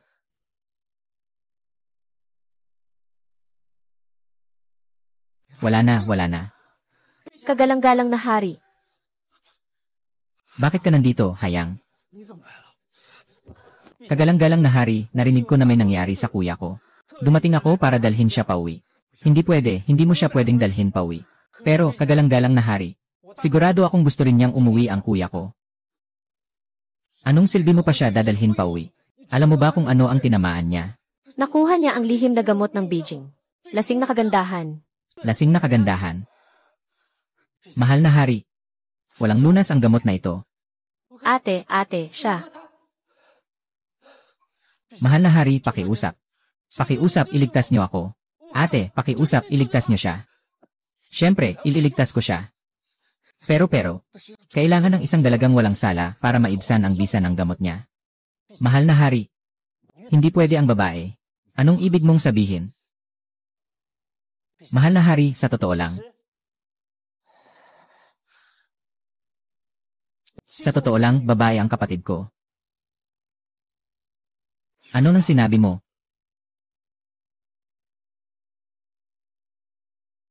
Sa totoo lang, babae ang kapatid ko.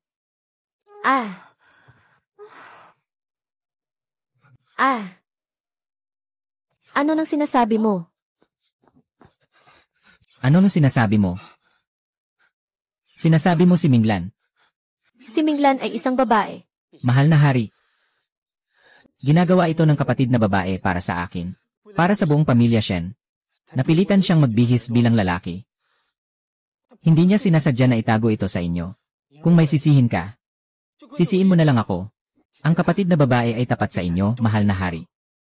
Ang tahanan ng general ay tanging sa inyo lamang nagtatalaga ng katapatan. Walang balak na magtaksil.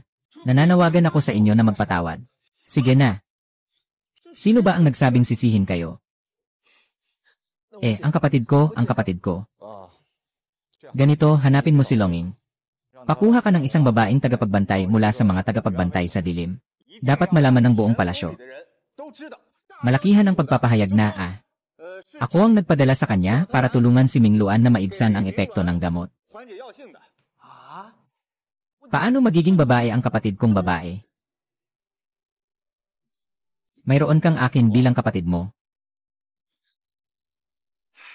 Sa totoo lang, ako. Matagal ko nang gusto ang kapatid mo. Mahal na hari, napakahirap ng buhay ng kapatid ko nitong mga nakaraang taon. Kung tunay mong gusto ang kapatid ko, sana'y taos puso mong mapanatili ang katapatan niya. Kung ang hangad mo lang ay pansamantalang kasiyahan, ayos lang ako. Sige na. Kahit na iwan ko pa ang trono para kay Mingluan. Bakit pa ako gagawin iyon kung pang-ikutan lang naman? Your Majesty, ang ibig mong sabihin, naiintindihan ni Anyang, yung utos mo, agad na pupunta si Anyang para gawin yon.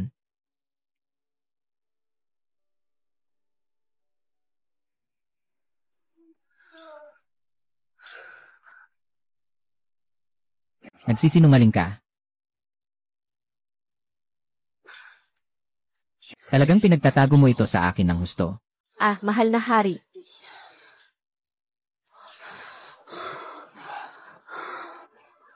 Ito ay hiningi mo sa akin.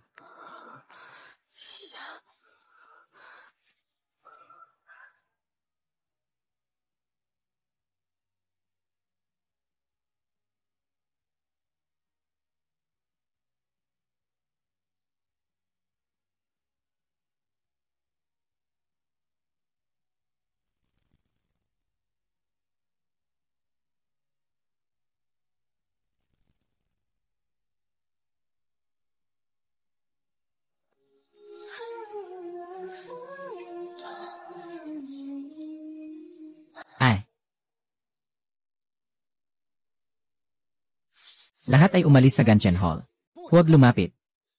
Kung may maglalabas ng anumang nangyari sa Gentian Hall ngayon, patayin kahit isang salita. Walang awa.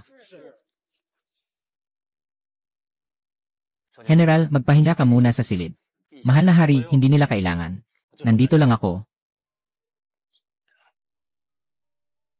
Oh.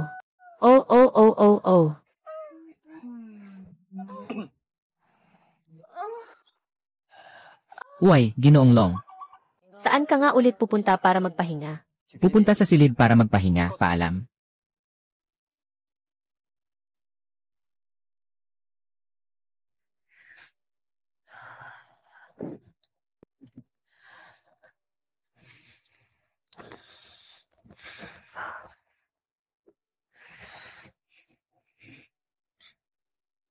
Shen Mingluan, alam mo ba ang iyong kasalanan? Mahal na hari, ang pagpapanggap na lalaki ay ideya ko lamang. Walang kinalaman ito sa iba. Kung may sisihin, sisihin mo ako lang. Siyempre, dapat sisihin. Ang talagang ikinainis ko ay hindi ko agad napansin na babae ka. Pinapahamak kita ng paulit-ulit. Paulit-ulit na pumapasok sa laban. Paulit-ulit na nasasaktan. Bukas ay itatalaga kita bilang reyna. Majestad, hindi talaga pwede iyon. Ako'y nangako sa aking lola sa buhay na ito, na ako'y magiging anak ng pamilya Shen, at hindi kailanman magkakaroon ng anumang pagnanasa sa inyo, mahal na emperador. Minglan, hanggang ngayon ay tinatanggihan mo pa rin ako. Mahal na emperador, hindi ako karapat-dapat sa iyong pagmamahal. Mangyaring bawiin mo ang iyong utos. Mulan, alam kong ginagawa mo ito para sa pamilya Shen. Pero dapat mo rin namang alagaan ang ating damdamin. Higit sa lahat, hindi naman ito hindi maresolba. Ngayon, bukod sa'yo, nandito pa si Anyang sa Shen family. Nandito na si Anyang ngayon. Hindi mo ba naisip na maging ikaw muli? Pero, papayag ba ang lola mo?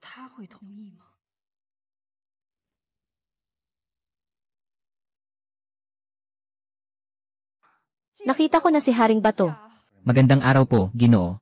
Ako'y nandito ngayon bilang isang nakababatang general. Nanghihingi ako sa matandang ginang na ipakasal si Ming Luan sa akin bilang asawa. Ikaw. Alam mo na si Luan ay isang babae.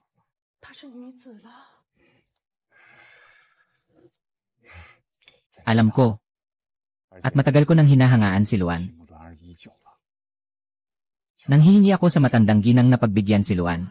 Ang pagbibihis ng babae bilang lalaki ay kasalanan laban sa hari. Mahalaga ang usapin. Naiintindihan mo si Luan kaya ayaw mong palakihin pa ito. Ngunit hindi sigurado ang mga opisyal at mga tao. At kung muling maging babae si Luan baka hindi kayanin ng pamilya Shen ang ganitong pagbabago. Lola, marami na ang isinakripisyo ni Ming Luan para sa pamilya Shen. May puso ka bang panoorin siyang magsakripisyo ng buong buhay niya para sa pamilya? Hindi ko hahayaang malagay muli sa ganitong kalagayan ang pamilya Shen. Lola, nandito ako. Ipinapangako ko na hindi hahayaang may sinumang makagalaw kahit isang sentimo ng pamilya Shen.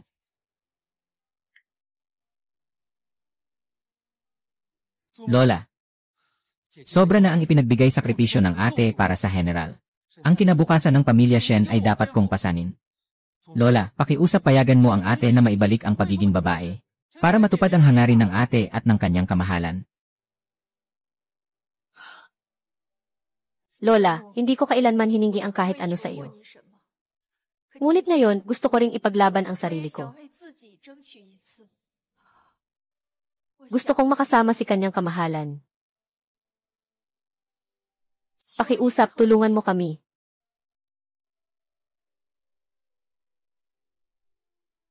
Sige na nga. Kanyang kamahalan. Hindi kami nanghihiram ng marami sa Luan sa pamilya Shen. Magandang pakitunguhan mo siya ng maayos.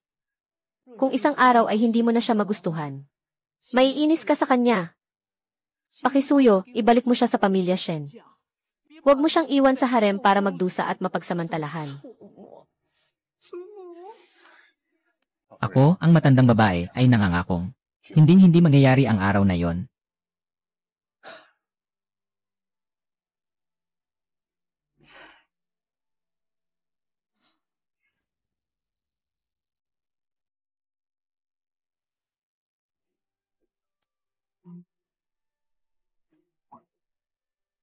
Sinuri ng iyong pangulo ang baso ng alak at saan na ginamit ng general sa araw ng kaarawan ng matriarch. May dalawang uri ng gamot na ibinigay ng maaga sa kanya. Ang dalawang gamot na ito ay hindi matutuklasan kapag sinuri ng hiwalay. Ngunit kung sabay itong ininom, magiging lasing na maganda siya. Ang mga katulong na nag-serve ng tsa at ang mga eunuch na nagbigay ng daan ay pinatay na. Ibig sabihin, wala kang nahanap na kahit anong bakas. Sinuri ng aking tauhan ang bangkay. Nalaman na lahat sila ay pinaslang sa isang iglap sa leg. Sa palasyo, tanging ang paboritong consort ang may kakayahang pumatay. Kahapon, nakita ko sa lumang palasyo ang isang lalaking may suot na maskara. Siguradong siya ang may balak laban sa akin. Ang katawan ng taong iyon ay pamilyar. Palagi akong may pakiramdam na nakita ko na siya. Ang makakapag-utos sa mga lihim na gwardya, maliban sa akin, tanging ang emperatris lamang. Ang taong ito ay tiyak na may kaugnayan sa emperatris. Oh, tama nga. Kumusta ang mahal na ginang? Mukhang kumuha rin siya ng halamang gamot kahapon. Inayos ng Empress Dowager para sa Kwekwe. Ang mga lihim na tagapagbantay ngayong umaga ay walang ulat mula sa longing. Wala nang malubhang problema si Kwekwe. Tahimik na pinatay ang tagapagbantay na yon. Kitang-kita ang mga balak ng Empress Dowager at ng pamilya Su. Hindi ako naniniwala na wala silang kinalaman kahapon. Ang kaaway ng kagalang-galang ay nasa dilim. Tayo naman ay nasa liwanag. Kung ganito ang patuloy na mangyayari, masyadong passive iyon. Mas mabuti kung tayo ang unang kumilos. Mag-isip tayo ng paraan para mailabas ang ahas sa lungga. May naiisip ka na ba?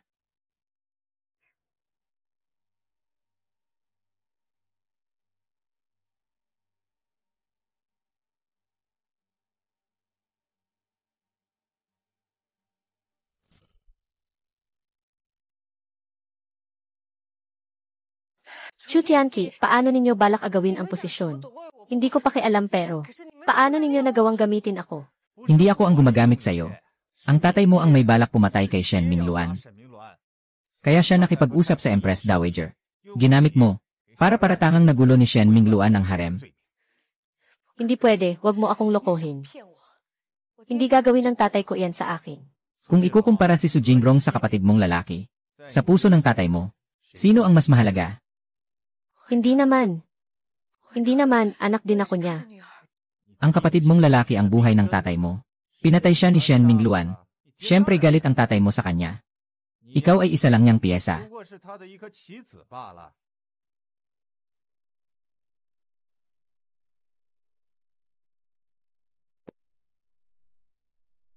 Ang dapat mong kamuhian ay ang tatay mo. Sila ang Empress Dowager, ginamit ka nila bilang kasangkapan at piyesa. Sila ang gustong patayin ang mahal mo. Sila ang ayaw makita kang masaya.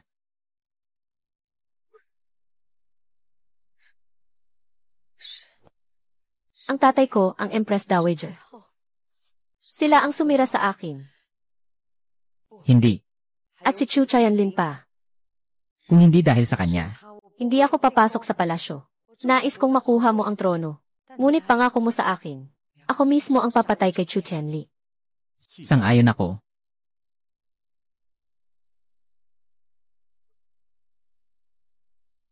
Lalong nagiging kawili-wili ang palabas na ito.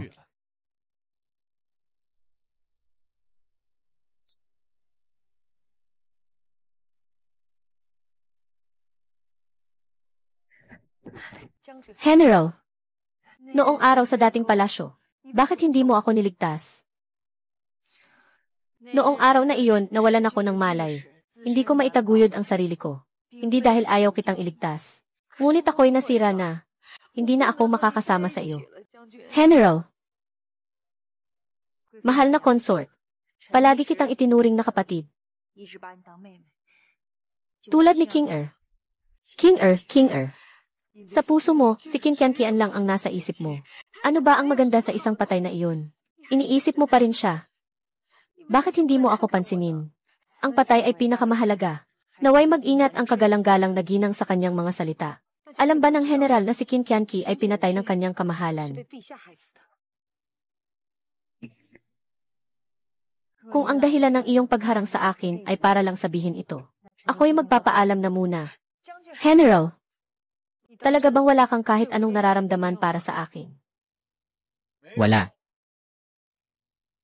Ginoo, Kung muling makita ni Su Jingrong na nakikipag-ugnayan ka kay Mingluan, huwag mong sisihin ako kung hindi ako magpapakita ng kabaitan sa'yo.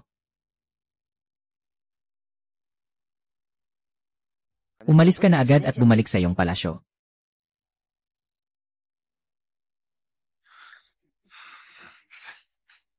Anong sinabi niya sa'yo?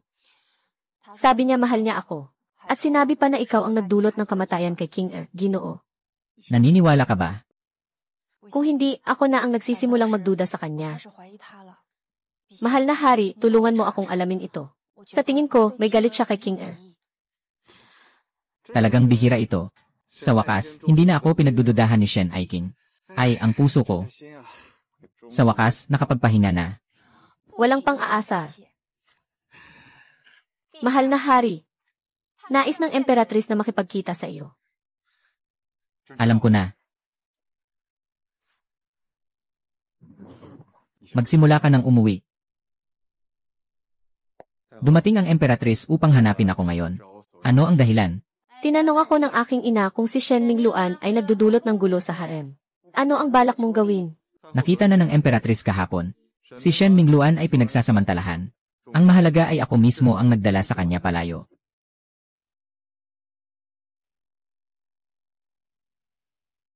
Alam ng emperador na pabor ka kay Shen Mingluan. Ngunit ang nangyari kahapon ay nasaksihan ng lahat ng mga opisyal. Sinira ni Shen Mingluan ang dangal ng Kuifei. Hindi inisip ang dangal ng kaharian. Hindi maiiwasan ang kasalanang ito. Lene, kung talagang iniisip ng Empress Dowager ang dangal ng kaharian, hindi niya ipapadala ang mga lihim na gwardya sa silid ni Kuifei. Hindi ko maintindihan ang ibig sabihin ng sinabi ng emperador. Ayaw ng emperatrice na ipakita sa akin ang bangkay ng mga lihim na gwardya sa iyong harapan, para maintindihan mo ba? Sinabi ko na sa iyo noon pa, emperatrice. Kung ikaw ay magiging masunurin, ay maaari kang mamuhay ng tahimik sa iyong katandaan. Ngunit kung sakaling galawin mo si Shen Mingluan, huwag mong sisihin ako kung hindi ko naalalahanin ang ating nakaraan. Ikaw, Si Su Jingrong ay nanghuthot sa harem. Iba ba sa karaniwang tao? Paano ito haharapin? Hayaan na lang na ang Empress Dowager ang humawak nito, Dienen. Chu Chayanlin. Hindi kita dapat iniwan noon.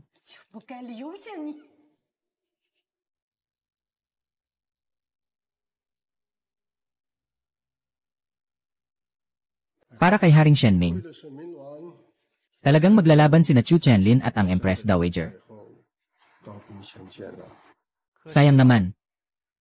Gusto ninyong alisin si Shen Mingluan sa pangalan ng paninirang puri sa harem. Ngunit nauwi ito sa kabaligtaran. Tapos na talaga si Su Jingrong.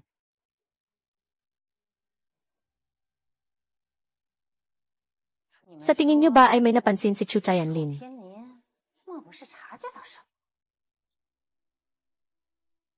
Paano naman pwede? Hindi alam ng hari ang tungkol sa kanyang kahalili. Kahit na hindi siya magalang sa inyo. Hindi niya akalain na totoong papatalsikin ni inyong ina ang kanyang pwesto. Pero kailangan pa rin nating mabilis na alisin si Shen Mingluan. Patayin natin siya muli.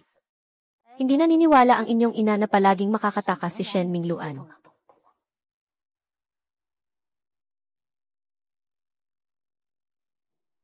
Inyong ina. Si Shen Mingluan ay labis na pinarangalan ng hari. Matapos ang nakaraang pagkakataon, nagsimula nang magduda ang hari. Mukhang hindi na magiging madali ang pagkuha niya.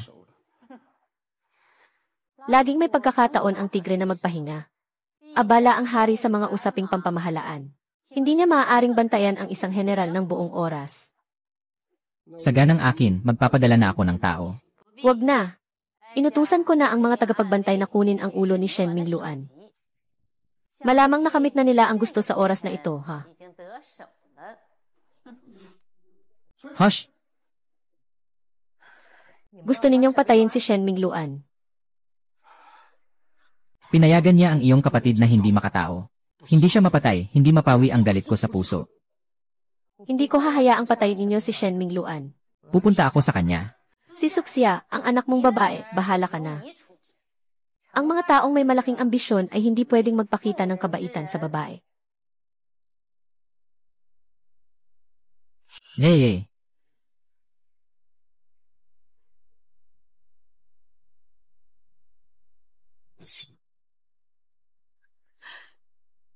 Tatay, ako ang tunay mong anak na babae. Tatay, Jin Yong. Kung ipipilit mo talaga, huwag mo nang sisihin ang tatay kung magiging malupit siya. Hindi ka ba napapagod na sumunod sa akin mula sa silid ng Empress Dowager? Talagang matalas ang paningin ng kapatid kong emperador. Dapat matagal ko nang naisip na buhay ka pa. Na kaya mong magpanggap na ako para utusan ang mga lihim na tagapagbantay. Bukod sa Emperatrice, ikaw na lang ang natira, di ba? Sabihin mo, anong layunin mo? Siyempre, ito ay isang magandang bagay. Nakaayos ang lahat ng plano. Ito ang ulo ni Shen Mingluan. ha ha ha ha ha. Talagang si Shen Mingluan. Impossible. Hindi ito possible. Impossible. Hindi pwede, General Shen. General Sheng.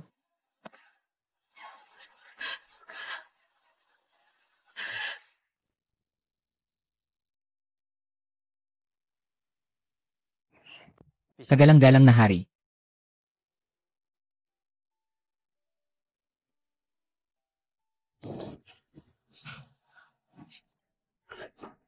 Dumating na kayo. Kagalang-galang na hari. Maupo ka na, maupo ka. Hayaan mo akong tingnan kung may sugat ka. Liksat, walang sugat si Luan. Ang gintong baluti na ito. Tunay na isang kayamanang hindi tinatablan ng mga sandata. Salamat dito, naloko ko ang Emperatrice.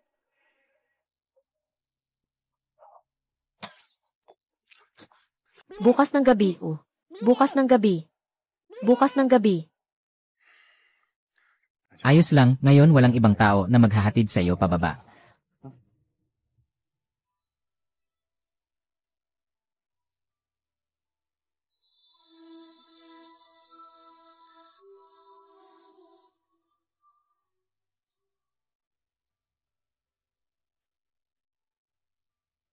Mahal na Ginoo, nakasuot ako ng damit pambabae. Masyado bang kakaiba?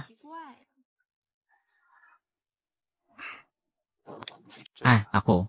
Hindi pa ako nakakakita ng ganitong kagandahang babae tulad ni Luaner.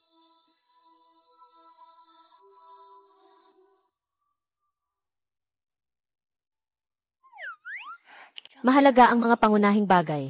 Natanggap ko ang lihim na ulat. Nahuli na nila ang bitag. Naghahanda na silang mag-alsa sa palasyo. Salamat sa iyong pagsisikap. Kailangan mo pang samahan ako sa isang palabas.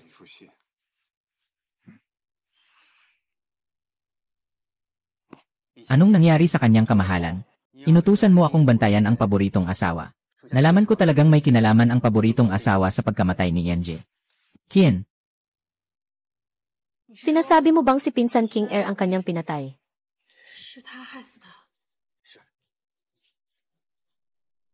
Kapatid na si King Er.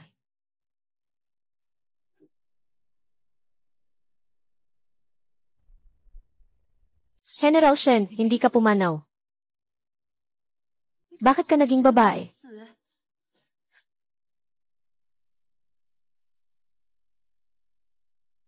General Shen, hindi ka pumanaw.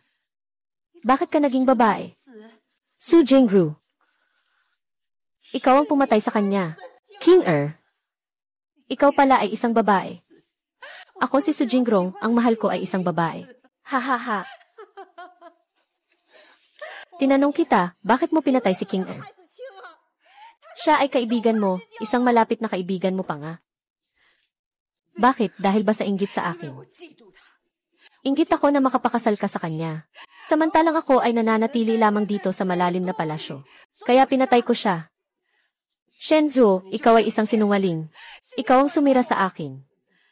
Pero iniisip ko pa rin na ililigtas kita. Nakakatawa talaga, isang napakalaking biro ito. Ay, wag. Binibining Su.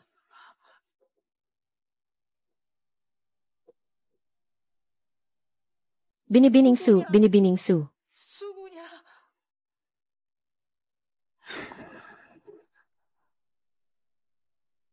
Mas makabubuti pa kung ako ang mamatay kaysa sa kanya. Sa huli, ako pa rin ang nakapatay kay King Er. Pangalawa, hindi mo dapat sisihin ang sarili mo. Kung may sisihin, si Su Jinming ang masyadong malupit. Tungkol kay King Er, pinapangalagaan niya ng todo. Siyempre ayaw mong makita kang labis na malungkot. Ganun ba? Ganun nga.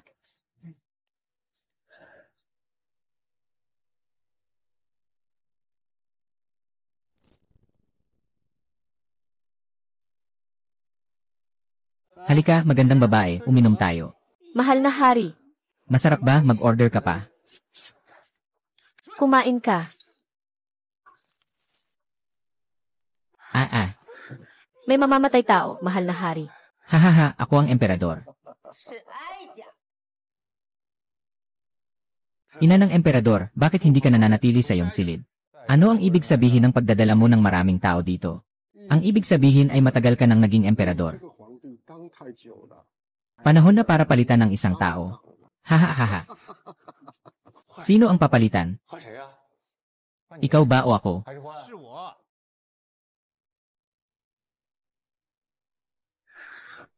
Dapat na.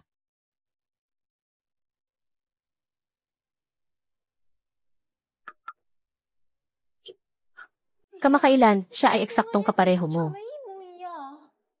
Siya ang iyong kambal na kapatid na si Chu Tianqi.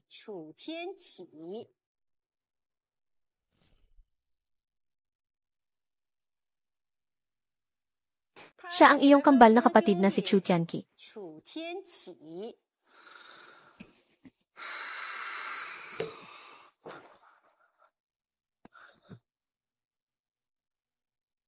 Ganoon pala.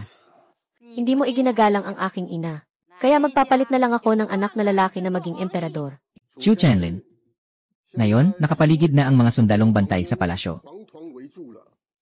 Wala ka nang kasama, si Shen Mingluan ay wala na. Wala nang makakatulong sa'yo. Haha. Hindi naman siguro. Huhu.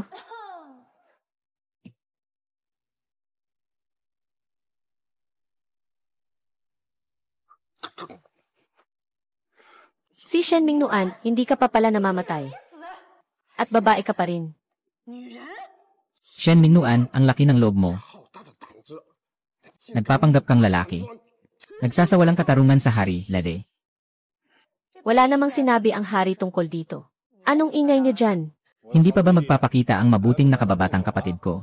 Pwede akong tumulong. Huwag mong kalimutan ang ipinangako mo sa akin. Ano? Mukhang mas pabor siya sa akin kaysa sayo, Reyna. Sige, sabihin mo kung ano ang layunin mo. Siyempre, ito ay isang magandang bagay.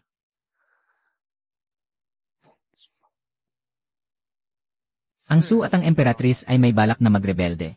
Ngayon, ang mga lihim na gwardiya ay nasa daan upang patayin ang taong mahal mo. Ngayon, ang mga lihim na gwardiya ay nasa daan upang patayin ang taong mahal mo. Ay! Huwag kang mag-alala. Matagal ko nang inayos ito. Hindi magkakaroon ng masamang mangyayari kay Ginoong Shen. Bakit mo kailangang tulungan ang hari? Hindi mo ba gustong maging hari? Kaysa maging emperador. Mas nais kong makita ang babaeng iwanan tayo. Na nag-iisa at walang sumusuporta sa kanya. Patayin mo siya para sa akin. Itong dalawang anak na salungat sa amin. Kailangan ng manghuli ng mga galaw, mahal na hari. Patayin.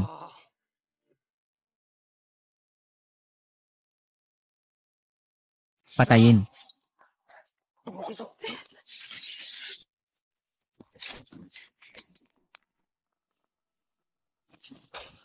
Mahal na ate. Ayos lang ba kayo? Ayos lang, kontrolado na ang labas. Buti na lang at dumating ang hukbo ng Shen sa tamang oras. Nakontrol na ang mga nagrebeldeng gwardiya. Matatag. Impossible, hindi ito possible. Hindi ka ba nakulong na sa mansyon? Paano posible na ilipat ang mga sundalo ng Shen? Hanggang ngayon, hindi mo pa rin naiintindihan. Ang pagkakakulong ay isang kasinungalingan. Ang tunay na layunin ay umalis sa Kyoto at ilipat ang mga sundalo ng Shen. Hindi ka ba nagtataka kung gaano ninyo ako nilapastangan, Inang Reyna? Sabihin mo, isang tao na mula pagkabata ay tinraining akong parang mamamatay tao. Dapat ba akong magpasalamat sa kanya o dapat ko siyang kamuhian? Talaga bang iniisip mong nakilala mo na ako muli? Iangat mo ako sa posisyon. Magpapasalamat ako sa iyo. Sasamahan kita sa pagganap ng ganitong palabas ng pagmamahal ng ina at anak. Ngunit gusto ko lang talagang makita. Ikaw na ang tanging iniisip ay kapangyarihan at kayamanan. Na itinakwil ang sariling anak. Ano ang mangyayari sa iyo, hahaha?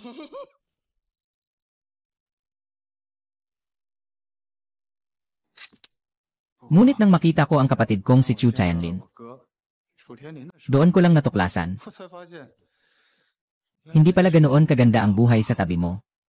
Habang ako ay nagsusumikap mabuhay sa kampo ng mga tagapagtanggol. Siya naman ay nag-iisa sa loob ng harem. Bilang anak mo, nakakalungkot talaga. Ikaw.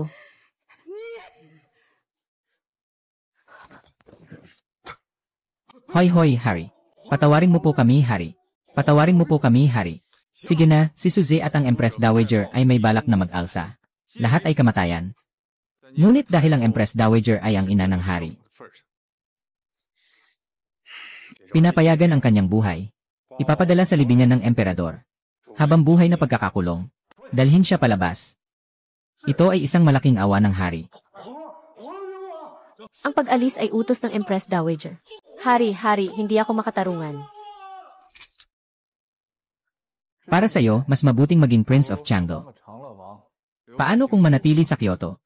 Kapatid na hari, nagbabalik ka sa iyong mga salita. Ako'y isang taong malaya. Bakit pa ako magiging hari? Saka na lang. Kung talagang itatalaga mo akong hari. Hindi ka ba natatakot na talagang mag-aklas ako?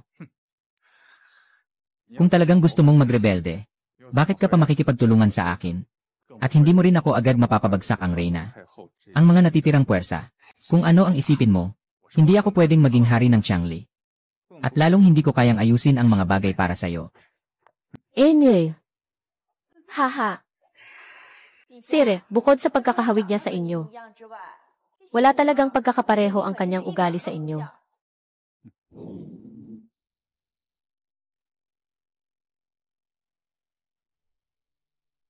Narito na si General Shen.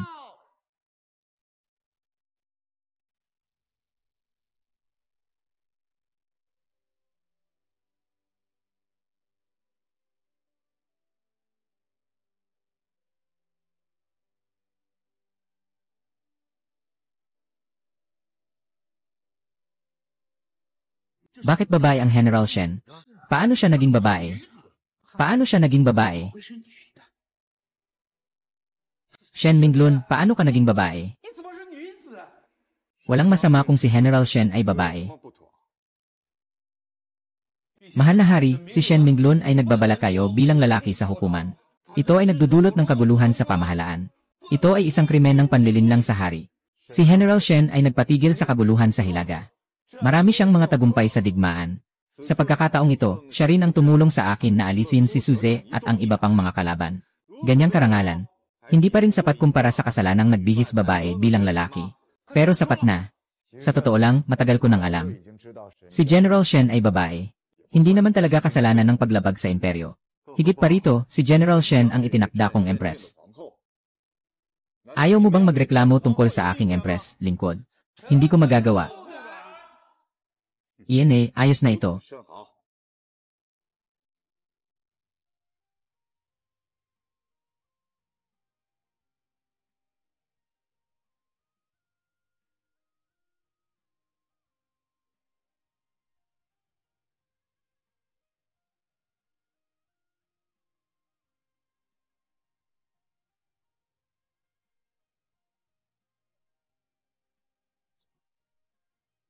Bilang isang emperador na may kataas-taasang dangal. Pinapasan ko ang bigat ng mga ninuno, at ang tiwala ng lahat ng tao. Mapalad akong makasama ka, at maging mag-asawa sa pamamagitan ng pagsasama. Isang tunay na biyaya para sa ating kaharian. Ako, bilang iyong emperatris, ay lubos na nagpapasalamat. At nararamdaman ang mabigat na responsibilidad. Dapat kong paglingkuran ang bayan ng may kabutihang loob, at itaguyod ang mabuting asal sa loob ng palasyo. Oh! Naway pagpalain ng langit ang aming daki ng masaganang ani. Naway maging maayos ang panahon. Naway magkaroon ng kapayapaan at kasaganaan ang mga tao. Naway tumigil ang digmaan. Mula sa puntong ito, nais kong makasama ka sa pagprotekta sa ating bayan. Hindi ko kayo pababayaan, hindi ko kayo iiwan. Nais kong magkasama tayo sa buhay at kamatayan. Hindi tayo magkakahiwalay. Kasama si Haring nakabuo ng isang mapayapang panahon. Malugod na binabati si Haring at ang Reyna sa kanilang ika-100 taon ng 15. Mananatiling matatag ang bansa. Sa loob ng libu-libong taon at henerasyon. Mananatiling payapa. Sana'y maging maganda na ang lahat. Estilo. Sa wakas, natupad ko na ang aking pangarap. Haring,